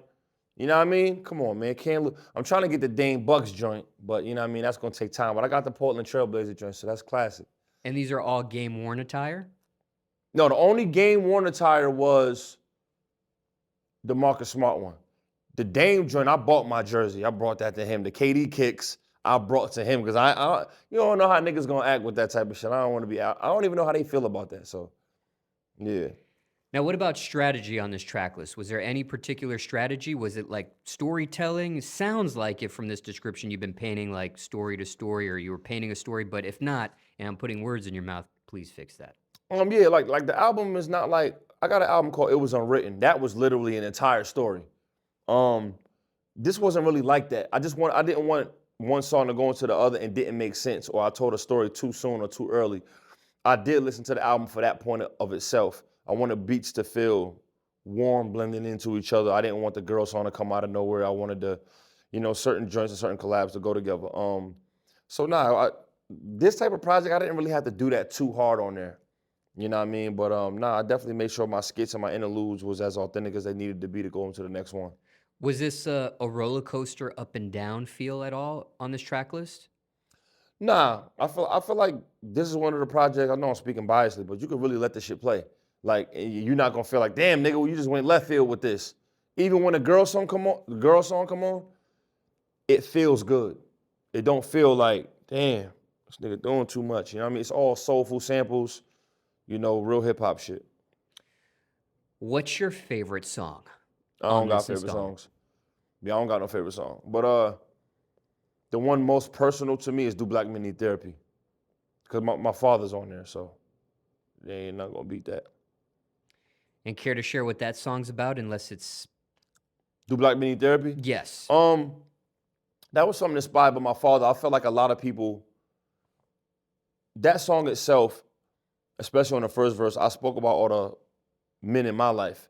So my two grandfathers that I never met, then my father, then my big brother, then me, then my son. And it's kind of like the struggles that I feel like a lot of black men deal with from the trauma that passes on from man to man. My father had a lot of issues in my earlier days with giving me hugs, reminding me that he loved me, even though I know he did, because his father didn't do it. And some of the ways that a lot of my grandfathers didn't take care of themselves and had health issues, so to the point where I didn't even get to meet him, which caused a lot of hurt and lack of structure and financial backing in my family, which caused my parents to be from the projects, in turn for them to have saved every dollar that they had to move to the hood to have us, and save every dollar to come down to Atlanta with zero in their pocket, damn near living check to check. So, and I'm talking about that struggle of men being so prideful and strong that we don't say when we're going through things. We don't admit we are hurt. We don't even know we hurt. We think that we all right and we not. And so that song is about that, talking about a lot of the things that the trauma and being transparent in things that, like my opening line is, my uncle used to sell drugs in the cold, but he also said he used as much drugs as he sold. My pop's father never told him he loved him. That ain't gonna pass down through generations holding these grudges. You know what I'm saying? And so that same issue with my pops went down to my brother, and which is me trying to break the cycle of not letting that shit go on. So, that's really what that record is about. And of course, right now, you got women all the time telling men to go get therapy. They just throw the word therapy around, but it's like, what is therapy? Do we really need it?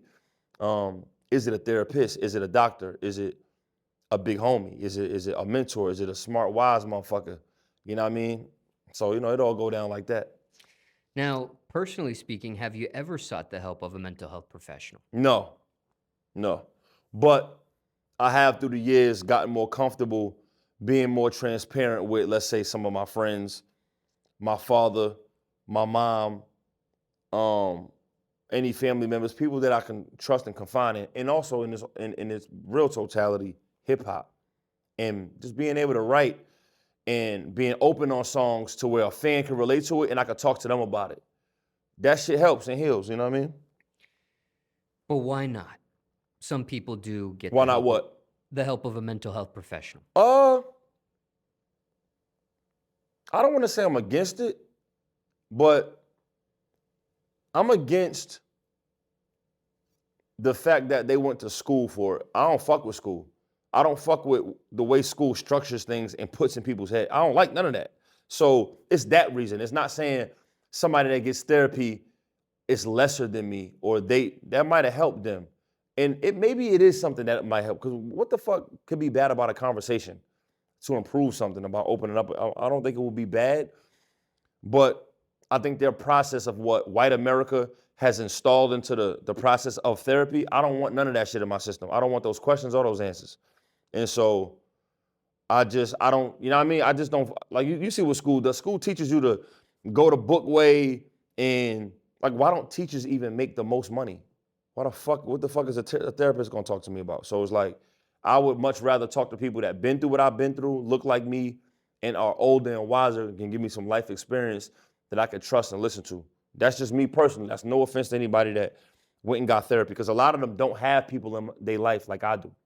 I have people that love me with unconditional love, like my parents, like my older brother, like some of my mentors, that will show me that type of love. Some people don't have those people. So I would advise that they do go and search for that if they got to go pay for that and do that and get that help. You know what I'm saying?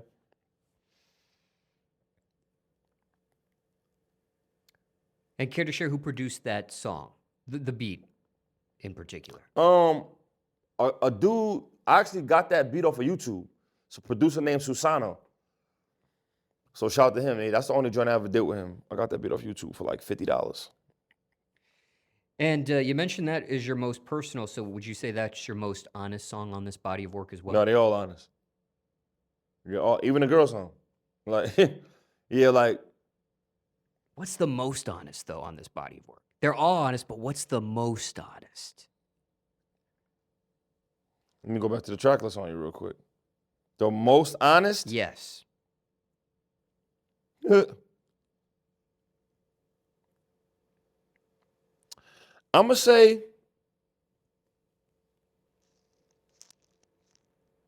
I'm going to say do Black Men Need Therapy and maybe The Unknown. And that's why I'm just touching on subjects that are very personal to me. You know what I'm saying? But yeah, I'm on The Unknown. I say things about my dad used to have to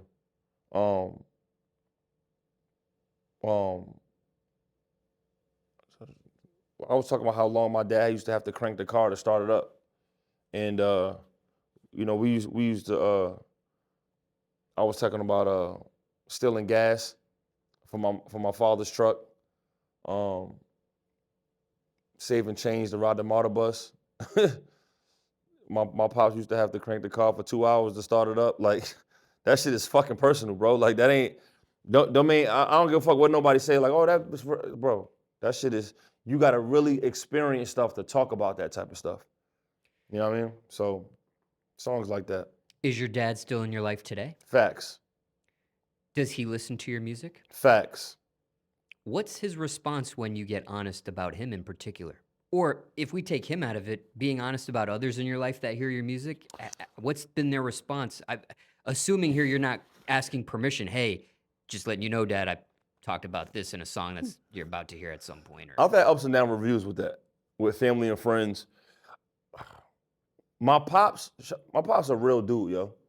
Because I don't do it with any disrespect. My pops been cool with it. He's been so cool with it, he's in the video of Do Black Men Need Therapy. So for him to, and my family's very proud. My brother on the other end, he don't fuck with that shit. My brother does not like how transparent I've been in my music about some of the family business, and I respect that. But I had to tell him before, like, bro, this shit it's not about me telling the world my business. It's like, bro, I was fucked up when I wrote this. I cried when I wrote this. I was in a dark place. Like I wrote some things where I was so hurt, like, you know what I mean? Like I'm just being transparent. Like I got a song on the Shadow and the Shade 2 called Vantage Point, which is like my point of view from things. And I was speaking about how my brother had an issue with some of the things I was saying, but I think that he didn't. And I said a line about him not understanding that, bro. If I didn't say this on this song, I would have probably shot a nigga for real. Like not on no street violence shit. Like I was angry at a time where it was like if the wrong nigga would have said something to me, it would have went left because I was so hurt from things I was dealing with in my life. It's almost like that Money Mitch shit and paid him for, like, yo, the next nigga say, look at me wrong, nigga. Like, I felt like that in a dark time in my life. We were just like, bro, if the next motherfucker say the wrong thing to me, I'm gonna take it there. And if I don't talk about this on this song and let this shit out and I hold it in, somebody gonna die. I felt like that. And I was like, that's not safe. That's not healthy. And if I gotta risk somebody in my family getting upset about me being transparent, I got songs on my shit about my homies. They don't like that shit. Like, I'm talking about certain niggas and putting names. Now, yeah, sometimes I get a little transparent with it, but it's like, that's how I write. You know, I've had maybe situations about some girls. I actually talked about a situation a little too specific where a nigga was like, yo, take that off. Because I rapped about a situation that happened, which I don't want to touch bases back on, but I thought it was old, but I rapped about, there was a situation, Slim Dunk, and I'm not gonna say the names no more. Shout out to my nigga Dunk, rest in peace, little bro. But Dunk, I used to bring him to the northside. And it was a club called Texano. If you remember this, the clubs on the north side, we didn't have sections. It was always packed though. You either was lit enough to get on stage or was average enough to be on the dance floor. It was a night Dunkin them cranked a big ass fight. It was about 100 people fighting. If you didn't get hit with a bottle or a pool stick, God bless you. But this shit went down. But the bad part about it, what I had to tell Dunk was, nigga, you remember this story. I said, nigga, stop doing this shit because I live here. It's my side of town. You hitting niggas that. But Dunk was family, so I chose a side. Anyway, long story short, Dunk and them took a bottle. You remember when the fucking Grey Goose bottle? Took a Grey Goose bottle and smashed that shit over a nigga head. Cracked the nigga in the head with it. It was a quick trip, couple blocks up from Texano. Dunk and them felt they were so tough that they could still hang around the street that this shit happened on. So after the club, the lit spot was this quick trip. Everybody would leave and go to the quick trip. So we all at the quick trip. We in there, everybody getting their donuts, snacks, woozy, woozy, woozy, woo. Bro, 5 minutes later, skrrr, bow, bow, bow, bow, bow, bow. Fired a whole quick trip up, shooting through the window, everything. Bro, you know who got shot? A bullet went off the ground, and hit a white bitch in the foot. It's a true story. Hit a white bitch dead in the foot, and I put it on a song. And I didn't mean to be so specific, and it ain't no beef. Nobody got arrested or nothing like that. But that's how I tell stories, because I was trying to walk people through real shit that happened on the north side, and I'm the nigga that was there for all this shit, and so that shit really happened. The nigga came down and fired that bitch up, and I know who did it. Everybody know who did it from Cobb. You know what I'm saying? But it's all love now. I talked to homie and everything. He commented on the post and everything, but I ended up taking it down because somebody from his team called my manager and was like, yo, he's saying too much. I was like, damn, I kind of am. You know what I mean? So, little shit like that, bro. You know what I mean? So it's like, sometimes it could cause an issue, but I like it that way though, because it's so authentic. It's a lot of people that heard that shit was like, yo, I was there. Like, that shit make it so fucking fire, bro. It's like, I don't know, the authenticity is, it's undeniable. So you took the post down, or you actually removed that song from your DSPs? Nah, the song's still there. Post off, yeah. the song's still there. Yeah, that motherfucker's still there. Because of the mixed reviews from people in your life to your lyrics, have you held back from saying certain things? Or you, regardless of what the feedback will be, you're leaving it all on the floor, so to speak? Yeah, nah, I don't hold back. Hell nah. Nah, because that's how I write. Um, it's like yeah, you just if I'd rather deal with it after. I'm gonna put it this way, Smalls. Anything in the midst of a creation, the creators are the most like we need to be protected. In the process of creating, I have no filter. You can't create with filters. You can't create and bring ideas with like, oh, but what if, or like, I don't wanna, like, you gotta let it go. You gotta let that bitch fly into the universe. You know what I mean? And if a couple wings get clipped in the process and hit the ground, so be it. I'll learn from that process, but I don't want to hinder or shield or muffle an idea because I'm worried about what somebody else thinks or feels. Because keep in mind, Smalls, I'm doing it without ill intent. And I'm not doing it with malice, hate, or ill intent. And so when I'm doing it with good intention of storytelling and stuff like that. Now, as long as it's not gonna get anybody beefing or in jail or fucked up or locked up or hurt anybody, it should be good. And I'm not like putting nobody too much of their business out where it's gonna embarrass them and make me look better. If it ain't nothing like that, I feel like it's good. It's game. And do you recall who produced that beat for The Unknown? I don't know how to say this nigga name. It looks like Pissy, but it's PIS.I. Me and my nigga, we be saying Pissy. I don't, but sorry, bro. I'm not saying his name. Now, you do have 6 features on this project. Okay, way to count. Do you have a favorite feature amongst the 6? I don't want to diss nobody like that, but for me, Your personal favorite? I just love the fact that Saha and Benny the Butcher got to spar. I felt like I did that for the hip hoppers and the bar niggas. That is my favorite feature for that. But yeah, like Freeway, Nick Grant, and all of them, Vega the Ronin is on there. Like Twerkers on New Jersey, Twerkers on there did his thing. My nigga Fuego Bass, he signed a BSF. Like all them niggas did their thing. But the Saha and the Benny, that joint right there, that needed to happen. Care to share what that song's about? Rebellion? Yeah, like Rebellion is for all the rebels. It's for all the niggas that come from nothing and had to maybe do some illegal things to get financially stable.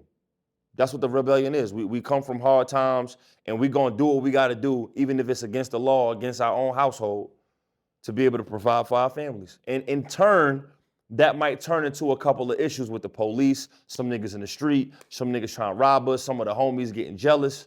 That's what the rebellion is about. You're rebelling against the everyday way of doing things in America. And I feel like that's what we are. Yeah, I changed that title 3 different times. And when you say sparring, did these 2 gentlemen actually record this together? No. In the same? Okay. No. Benny only heard my verse and then did his in the studio with me. I sent it to Saha Liddy because I really sent this shit to mad artists. Side note. I tried to get a bunch of motherfuckers on this. And I couldn't get certain other people. And Saha actually was like, nigga, I'm doing that shit, nigga, let's get it.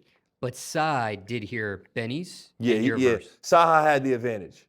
Yeah. The fans don't care about that when they start picking who had the better verse. But Saha had enough time to soak up all of our verses. You know what I mean? So yeah, he heard our shit last. Does Benny say anything to you about that? Like, dang, why couldn't I hear Nah. Psy? Okay. Nah. Benny been showing love. He been commenting on the post and shit. He been showing love. Now, okay, from an artist's perspective, how do you feel about that?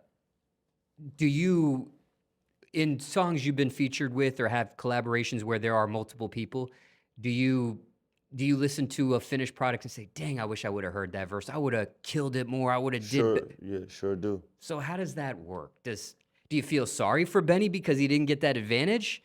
Nah, because I don't think he got burnt like that. Hell no. I think everybody did their thing at their peak. I think everybody exuded exactly what they got. Like, I started the song. So my first thought wasn't chew a nigga head off. My first thought was, like I said, some of my first lines is, good lawyer money had me at home on them court dates. That just happened. I just got a call from my lawyer that I don't got to go to court for a felony. So that was my line. Like that's my, you know what I mean?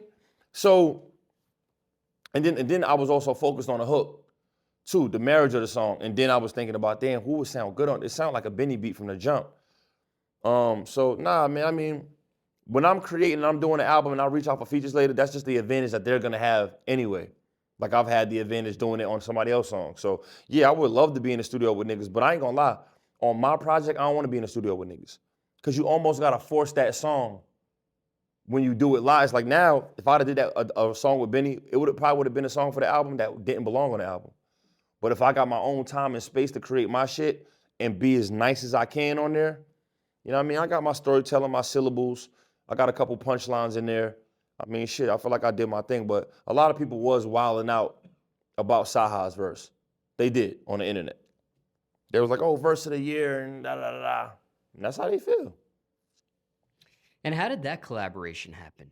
What? Which one? Benny to start. Start what? How did that collaborate? How were you able to pull off that collaboration, you and Benny initially? Damn, good question. That's actually our second song we got together. Shout to this chick named Kat. It's a chick named Kat that's from the Bronx, not too far from my hood. She reached out to me before about meeting up with Fab. That's how me and Fabulous got cool. Me and Fab got cool because Kat put me in a room with him out there in New Jersey at a studio he was at. She actually works with BSF in him. She put me on FaceTime with Benny. One time was like, yo, I want you to do a joint with my artist. Let's swap it out. Let's swap out favors, da-da-da. That's how I met Benny for real. Then I had a concert one time in Atlanta at Smith Soul Bar that I was headlining. And literally while I'm backstage getting all my shit together and people was coming in the door, Benny literally DM'd me and was like, yo, you got a show tonight? I'm pulling up. I said, bet. I told the security guard at the back door, I said, Benny the Butcher might be pulling up. So just whoever he with, let him in. Don't search him. No one gonna get shot. Just trust me. 45 minutes later, Benny the Butcher pulled up to the back door. And we've been cool since. You know what I mean? And so, yeah, and I also met up with him out there in LA one time. He had a mansion party or something like that. Met up with him out there. But yeah, we've been cool since, bro. And so while I was doing the joint, I reached out to my man Harlem. Harlem is like the A&R for BSF and all that. I said, he told me Benny was doing really literally like 5 minutes from this office right here. He was like, yo, he doing features tonight. I said, yo, I got a joint, bro.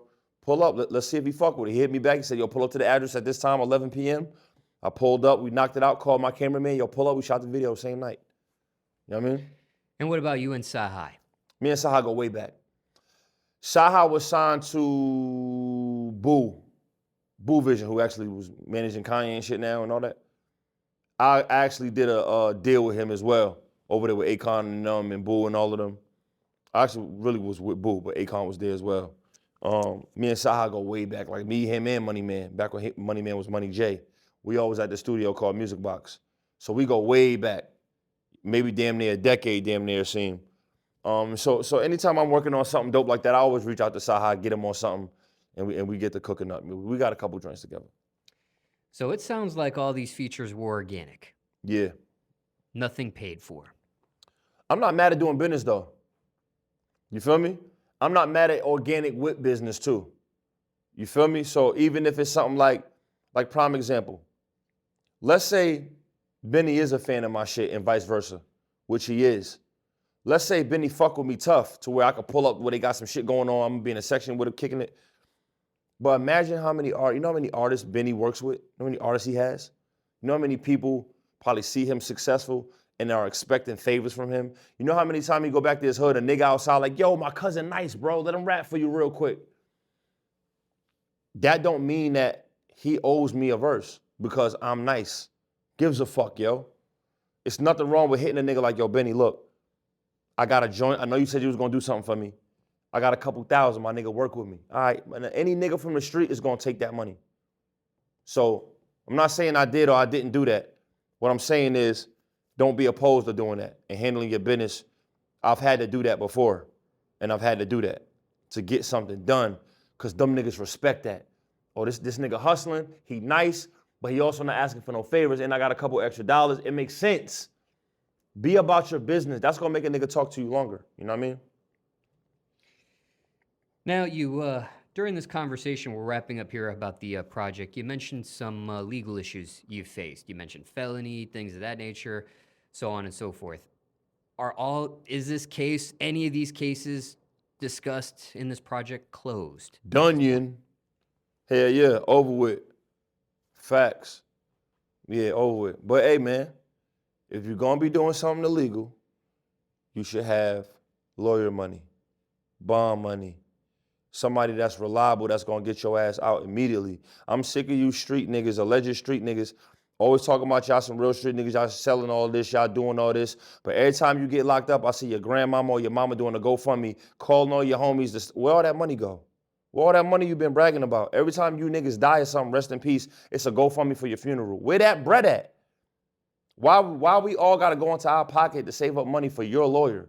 But you a street nigga though. You really know what you doing in the street. No, nigga, you not. You's a dirty ass nigga out there trying to do some shit you're not good at. And I feel like any nigga get locked up and don't have a lawyer money, I look down on. You stupid. You just a dumb nigga trying to do something that look cool. You're not good at it. And I think that, and I'm not glorifying me even having lawyer money for getting in trouble either. I'm a dickhead too, but I also know the repercussions of some of the decisions that I make or made. And I'm prepared for it, and I'm not walking around here acting like I'm something that I'm not. You dig what I'm saying? And so I just try to tell a lot of the young niggas, if you don't have that, bro, you probably don't want to get into your situations. You feel me? Final question in regards to this project. Okay. Can you give the audience 5 reasons to listen to it? They calling it the album of the year in the hip hop world right now. I'm an independent artist, and you gotta support us. Every song on there is honest and real. There's no lies, there's no fabrication. There's a lot of jewels and gems dropped on there, things you could learn from, a lot of pain that you might be able to release by listening to it, because you might have went through some of the things that I'm talking about. And last but not least, because if you love hip hop, why not, man? It's true hip hop. It's the origin of how hip hop sounded, the sound of it. It's gonna bring you back to that 90s shit. So if you love that, tap in. Any bonus reasons? I know I asked for 5 and you provided that. Bonus? Yeah, any bonus reasons? Didn't know if you wanted to go past 5. You're more than welcome to. I'm nice, yo. I got skills. Just tap in. Yeah, that's the bonus reason right there. Okay, 2 additional topics for you. Mm-hmm. Speaking on the subject of females here, is there a difference between a baddie and a beautiful woman? To me, yeah. To me, yeah. What is that difference? I think a baddie now, I can't stand that shit, by the way. A baddie now, to me, is a woman that just, of course, it could be misconstrued, it's a thin line. I think the women that think that they are baddies, I think they're more entitled. And I think that they feel like they deserve things because of how they look. And they don't necessarily have to put the work in, and they don't necessarily have to show all sides of them. Like, women nowadays think that they don't want to get seen with a bonnet or a scarf because they're a baddie. No, bitch, we like that. We like real niggas know she's still gonna look attractive with her bonnet and her scarf. I think a beautiful woman look beautiful regardless, inside and out. Her attitude, her energy, whether she got her makeup on or she dolled up, whether she in heels, sneakers, scarf, bonnet, just woke up, going to sleep, going to work. Oh, that's a beautiful woman to me. A beautiful is like somebody that's confident enough to answer that FaceTime with the phone on their face, regardless of how much dolled up they is. A baddie, the phone gonna be on the ceiling, bro, if her shit not dolled up. She don't even want you to see her without her lashes. I don't fuck with that.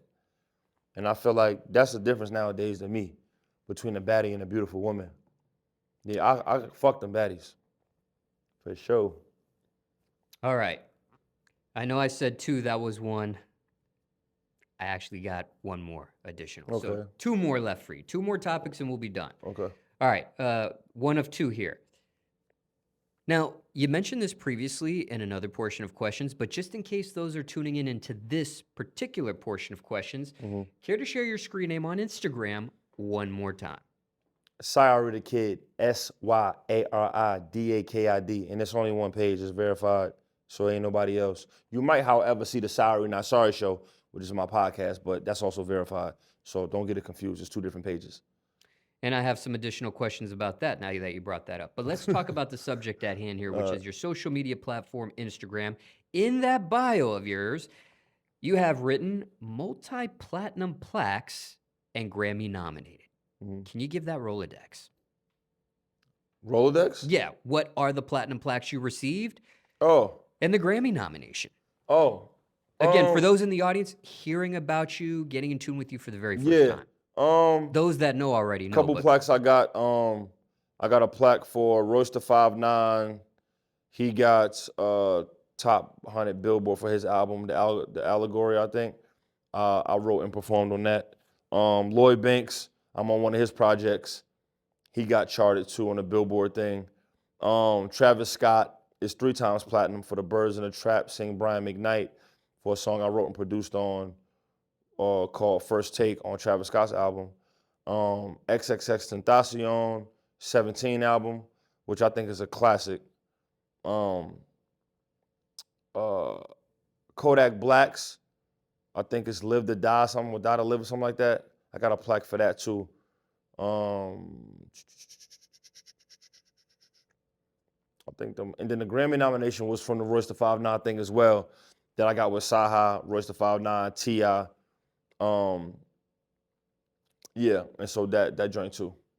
Okay, so pardon the brain fog here, because you mentioned a variety of titles and things of that nature, but these plaques that you've received, were they for songs of an album you were on, Yeah. or the actual song went platinum in and of itself? Song.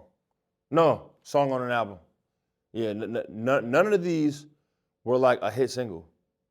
Yeah, none of these were a hit single. The main single on Royce da 5'9" was the Allegory. That song was called Black Savage. And that album got nominated for a Grammy, but we lost to Nas that year, unfortunately. Got it. Okay. Now, sidestepping here, because if you did have a song that went platinum, I had additional questions for you, but because you haven't had a platinum song yet, I'll save those for in the future when you do. Okay. But just for transparency, speaking of your podcast here, you do have your co-host off camera to the side of you. Care to share who he is? Lord Owen. And how you two met for the very first time? We met, and he details this a lot better than me. There was some event I was judging at or something, and he rapped at. In time, we linked up a little bit later, always had a good rapport between each other as MCs. We connected a few times here and there. I think we became family around 2019. I went on a tour. If I stand, don't quote me on this. I went on a tour in 2019 with Eric Bellinger, and I was looking for someone to come aboard the tour, help out, drive, help me with the merch. On that tour, we became real family. I got to see his energy, his work ethic with me. He was a sponge, open to learn, open to connect, and really helped out on that tour and shit. And so since then, we've been boys. He actually is a real podcaster, though. I wasn't. I don't watch podcasts in its totality. I never thought about doing a podcast. He always was talking about doing it. I, in turn, of course, I'm the muscle and the businessman with shit. So once it was time to make sense, I looked forward to doing it. And since he was already into the podcast and shit, I just thought it made sense. You know what I mean?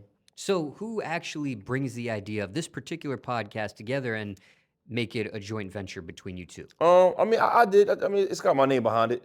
I think in time, and I've self-manifested this. I don't know if he did it with himself, but I've already told him the plans was for him to get his own show one day. And I see that for him once he puts the steps in and the footwork to do what he needs to do. But it's my show, you know what I mean? But I chose him as a co-host for a reason. I think he has a high potential. volume that he can reach. Even though a lot of people enjoy him now, I think he's yet to I think he's yet to even reach where he should be going, where he can go. You know what I mean? And he knows the conversations we've had about that. But my fan base love him though. Like, you know what I mean? They went from just saying the white boy. Now it's now the girls are like Owen. So like you know what I mean? Now when we go out, they recognize like small shit like, you the co-host from the podcast. That works. That lets me know the algorithm is working out. You know what I mean? So but yeah, it's my show, but that's my co-host, and we doing it together at a partnership. Yes, I met him for the first time off camera while we were getting ready to set up for the interview, and I wasn't expecting him to be here. I should have, now Right. that I think about it, but I didn't. So it caught me by surprise. It's like, I've seen the clips online. Now I see you in real life. Kind of just was like that type of moment there. Right, for sure. But you don't have a mic on, but you can still be heard. Do you want to fact check anything Sai said about the history between you two here? Nah. Is that right? Sounds pretty good. Right. Now, is it safe to say, Sai, that previous to this podcast, when it came to the social media platform Twitter, you've had some viral tweets in your past history? Yeah, I actually lost my first Twitter doing too much. Care to share where your current Twitter is for those that didn't know you were back on Twitter? I think or it's X, as they say these days. I think it's sorry, not sorry. Yeah. Okay. Now, why go from the tweets and those viral tweets and those viral opinions to go the podcasting avenue for your opinion? Why not live streaming like some choose to do instead of podcasting? I actually might get into live streaming. It's a good bag. I just think monetization and marketing. You know, you wanna structure it towards people want to see the image, the face up close on their phone, as opposed to the tweet shit still kind of hits, but I think you're more marketable and you'll have more opportunities later by showing your face and the powers that be that can offer these opportunities to go, I like his face, I like how he talks, I like what he says, I like how funny he is, I like his lingo, and that's how you project that to the camera, to the phone, at its best way possible. So. Now, for you, why choose to do a podcast while you're an active recording artist? Because there are some that choose to go to the podcast route when they're done on the recording artist side of things. Some are has-beens, as one may say. Weren't great at the recording artist side of things, try their hand at the podcasting side of things, and now are superstars just in that world there. Why now while you're active? Why not when you were inactive? Got sick of doing media runs. Now I am my own media run. I don't need to worry about, you know what I mean? Like if it's a motherfucker I fuck with, like a Smallz that I fuck with in the past, has a dope platform, and I fuck with his brand, and no matter what you're doing, I'm with that.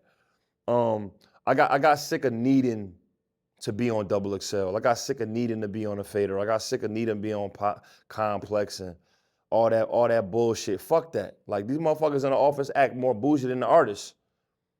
Feel what I'm saying? Like I got tired of that shit. I'm like, nah, bro. I'm gonna be my own freestyle platform. I'm gonna be my own. I mean, as a grown man, you learn like, bro, you want something done, do it yourself. I'm not gonna be complaining about how hard it was to get into these doors, and you know what I mean. I just felt like that's where the game at right now too. So it was also something for me to learn, and I feel like everybody was already asking me to do it. Cause when I first got on social media, I'm a little bit better with my mouth now, pause. But when I first got social media, I was wilding the fuck out. I was just getting flagged, and like niggas would say side shit. When Twitter first I was one of the first most lit niggas on Twitter when Twitter was coming out. But a nigga who used to hit me on Twitter, I'd be damn near ready to send him an address. I was young and stupid like that. Like, fuck you, bitch ass nigga, your grandmother could die. I was talking like that. I don't do that no more. Cause I was losing my pay. Like, I'll be going back and forth with a nigga and he'll report me. And then now they're like, oh, you threatened him. I'm like, damn, that nigga said it to me first. So I be chilling now. I'm very conscious about some of the shit that I say, even though I still kind of say what I want. You know what I'm saying? So that was the next question here is, are you holding back because you are an active recording artist? No.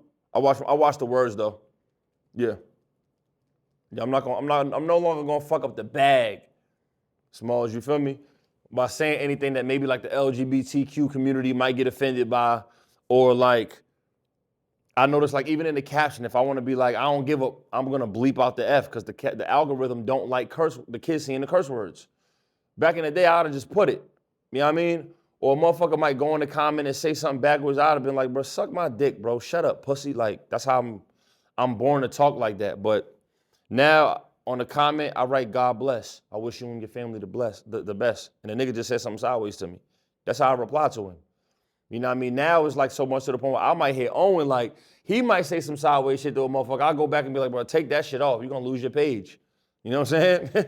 Okay, so didn't mean to cut you off unless you want to keep going. No, you good. Okay, so more or less you're filtering yourself in those terms, but as far as music industry, politics, and things of that nature, you're no holds bar. Hell You're no. not holding back because, and this is just an example, this might not even be the case. But let's say you really want a Drake feature right now. You've been working on that Drake feature.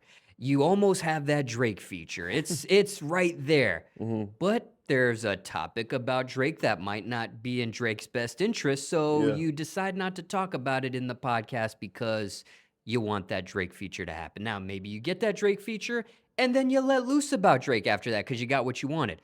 Just giving you an example, not saying this is something that happened in real life. I don't even know what your opinion is about Drake. I just used him more or less for this example. But you get what I'm saying here. Are you holding back because of music industry politics at all when it comes to your podcast? Or you no holds barred, it's just LGBT community and not getting flagged or...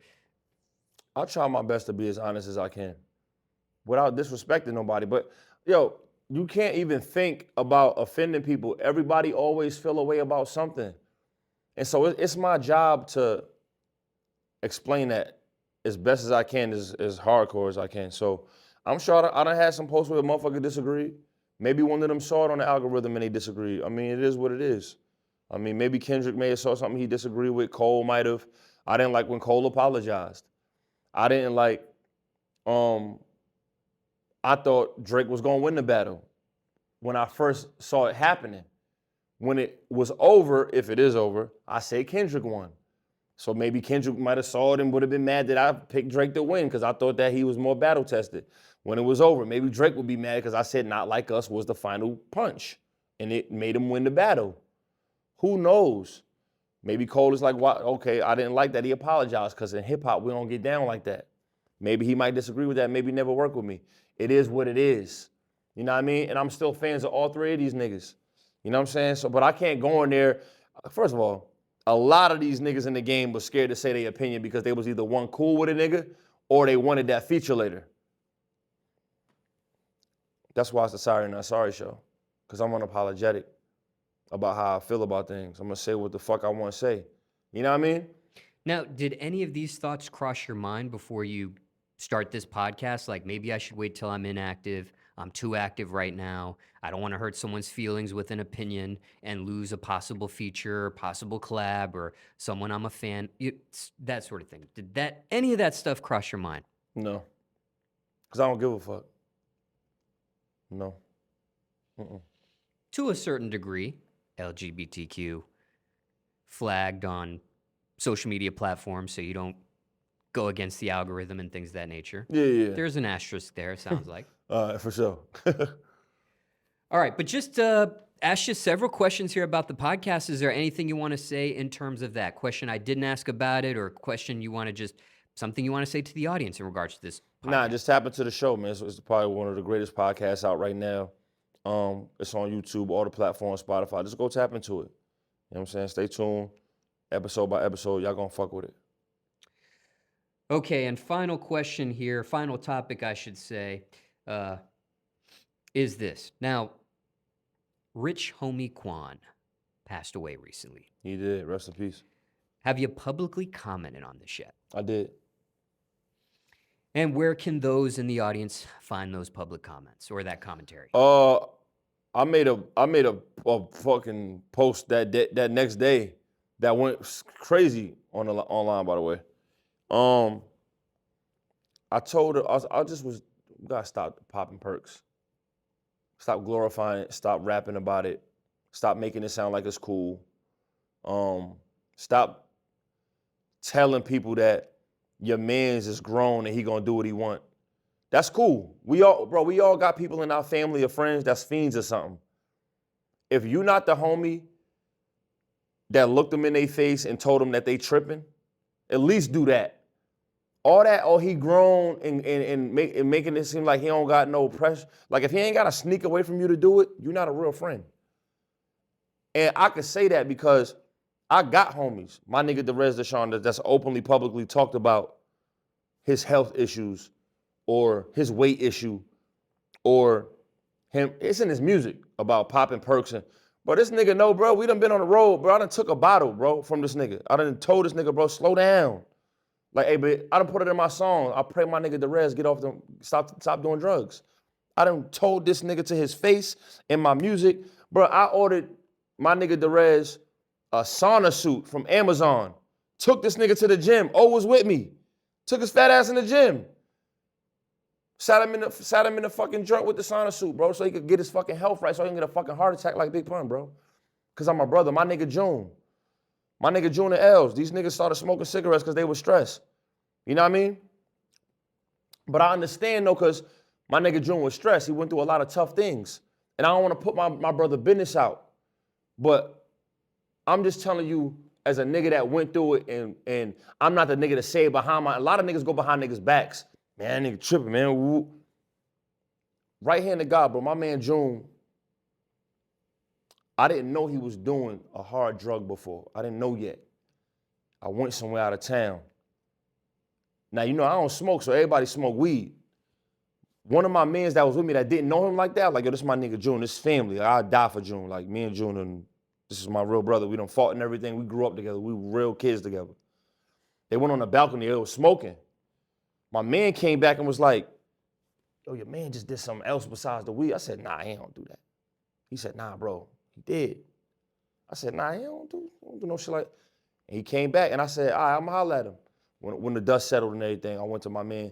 I said, yo, my man said you did a little, I mean? He was like, damn, yo. Yeah, I've been fucked up, yo. Like I'm out here with these motherfuckers. They trying different shit, man. I just been fucked up in the head and just, I looked this nigga dead in his, I said, nigga, you tripping, nigga. I said, nigga, you tripping, nigga. This not my brother. Real talk. I looked my man dead in his eyes. I said, man, you lost your fucking mind, nigga. My nigga ain't talked to me for years after that because I made him so uncomfortable, he wasn't ready.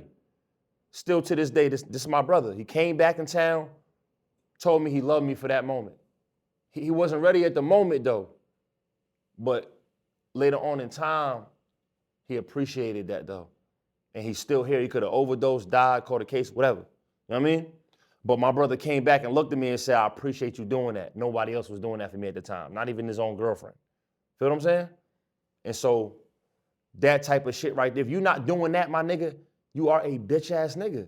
But see, a lot of niggas don't know how to have these conversations because maybe the nigga a street nigga or maybe he tough or you know what I mean? Yeah, my nigga June got wild hands. He get busy. I don't give a fuck. We gonna have to fight because you can't do this in front of me if I love you. And it's like, and that goes back in the rich homie Quan. I don't know who his homies, whoever you around, bro, that's letting you do this, it's not right. And I expect the same niggas to do this shit for me when I'm tripping. Some of my niggas will tell me, bro, you tripping, nigga. Hey, nigga, slow the fuck down. My niggas know I'm crazy, bro. They know I'll do anything. They know that. I got homies around me that'll be like, Sa, chill. You know what I mean? My nigga H, he a little crazier than me, so it's hard to get that type of scolding around him because he'll crank some shit immediately. But that's why I keep a nigga like, oh, Odin told me a few times, hey, man, maybe we shouldn't just, it been a couple, because he know once I get mad, it goes down. So I love having a brother like that. He not as wild as me, but he loved me enough to go, hey, bro, let's just get home. You know what I mean? It been some situations where he like, hey, bro, why did you do this? Why did you?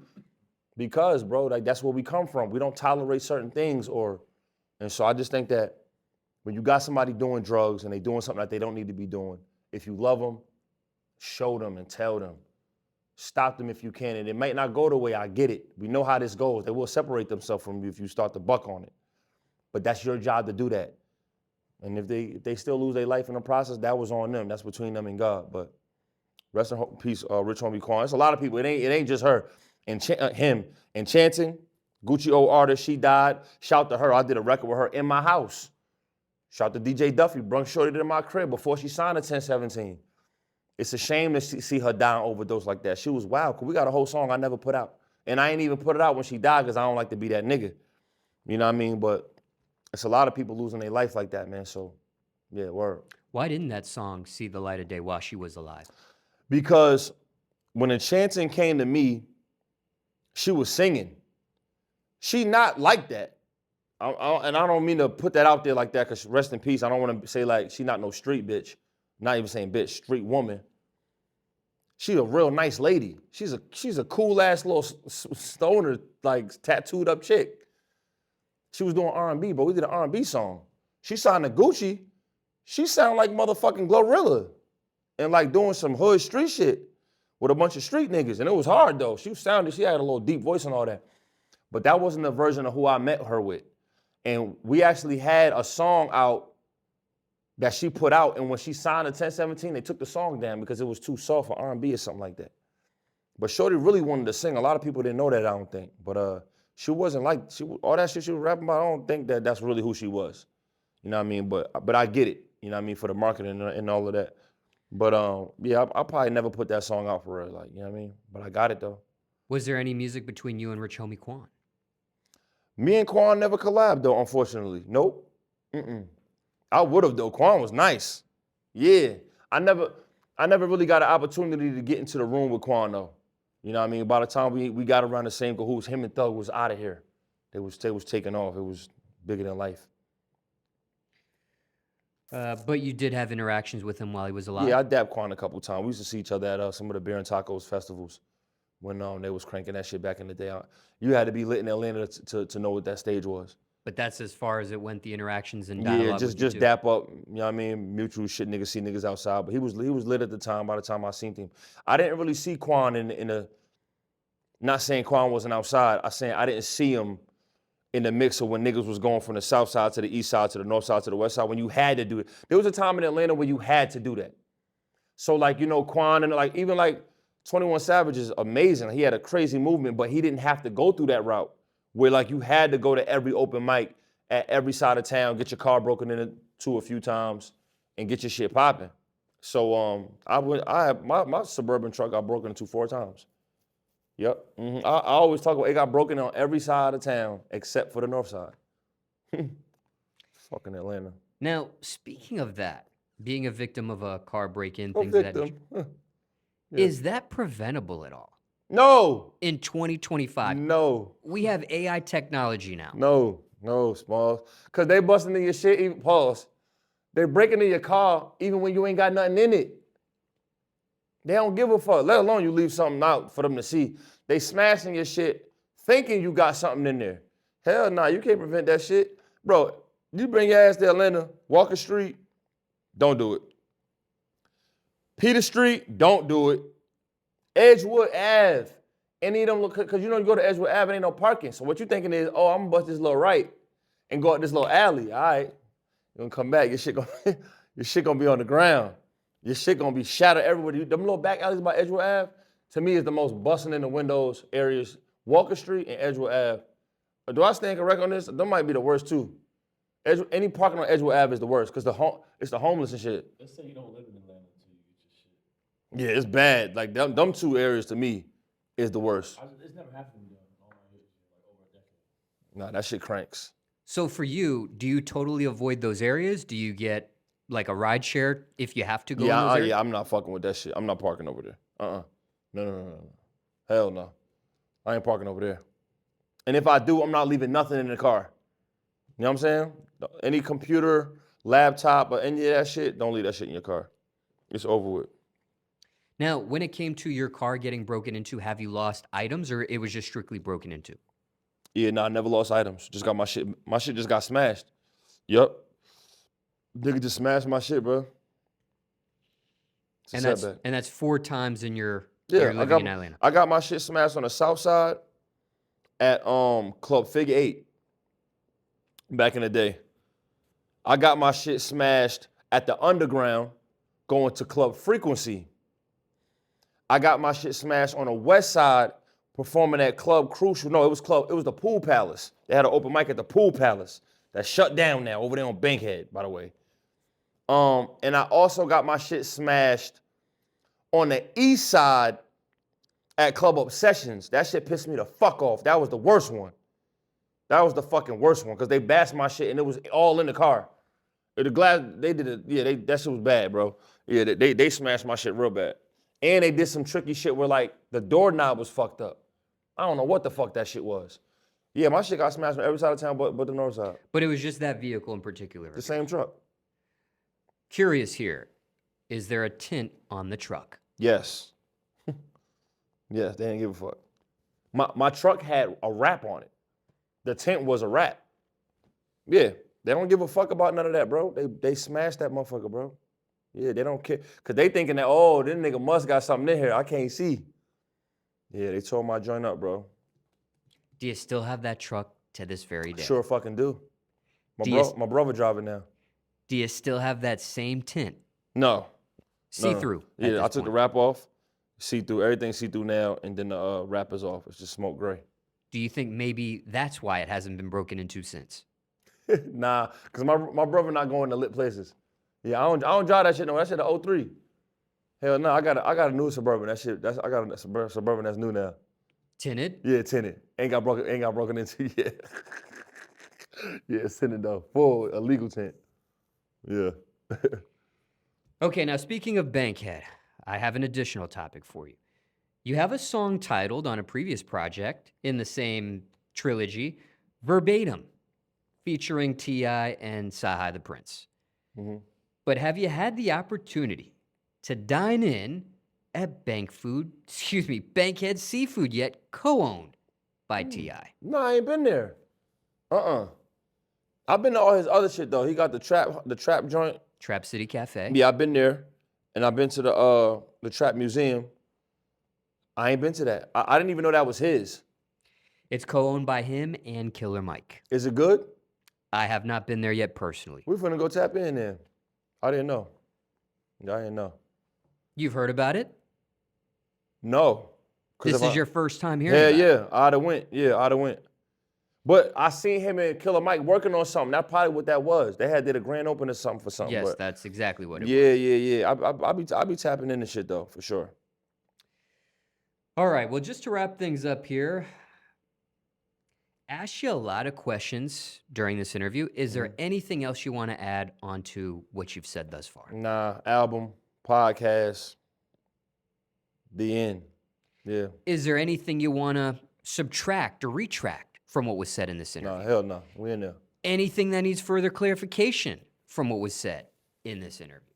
Nope. Any final words?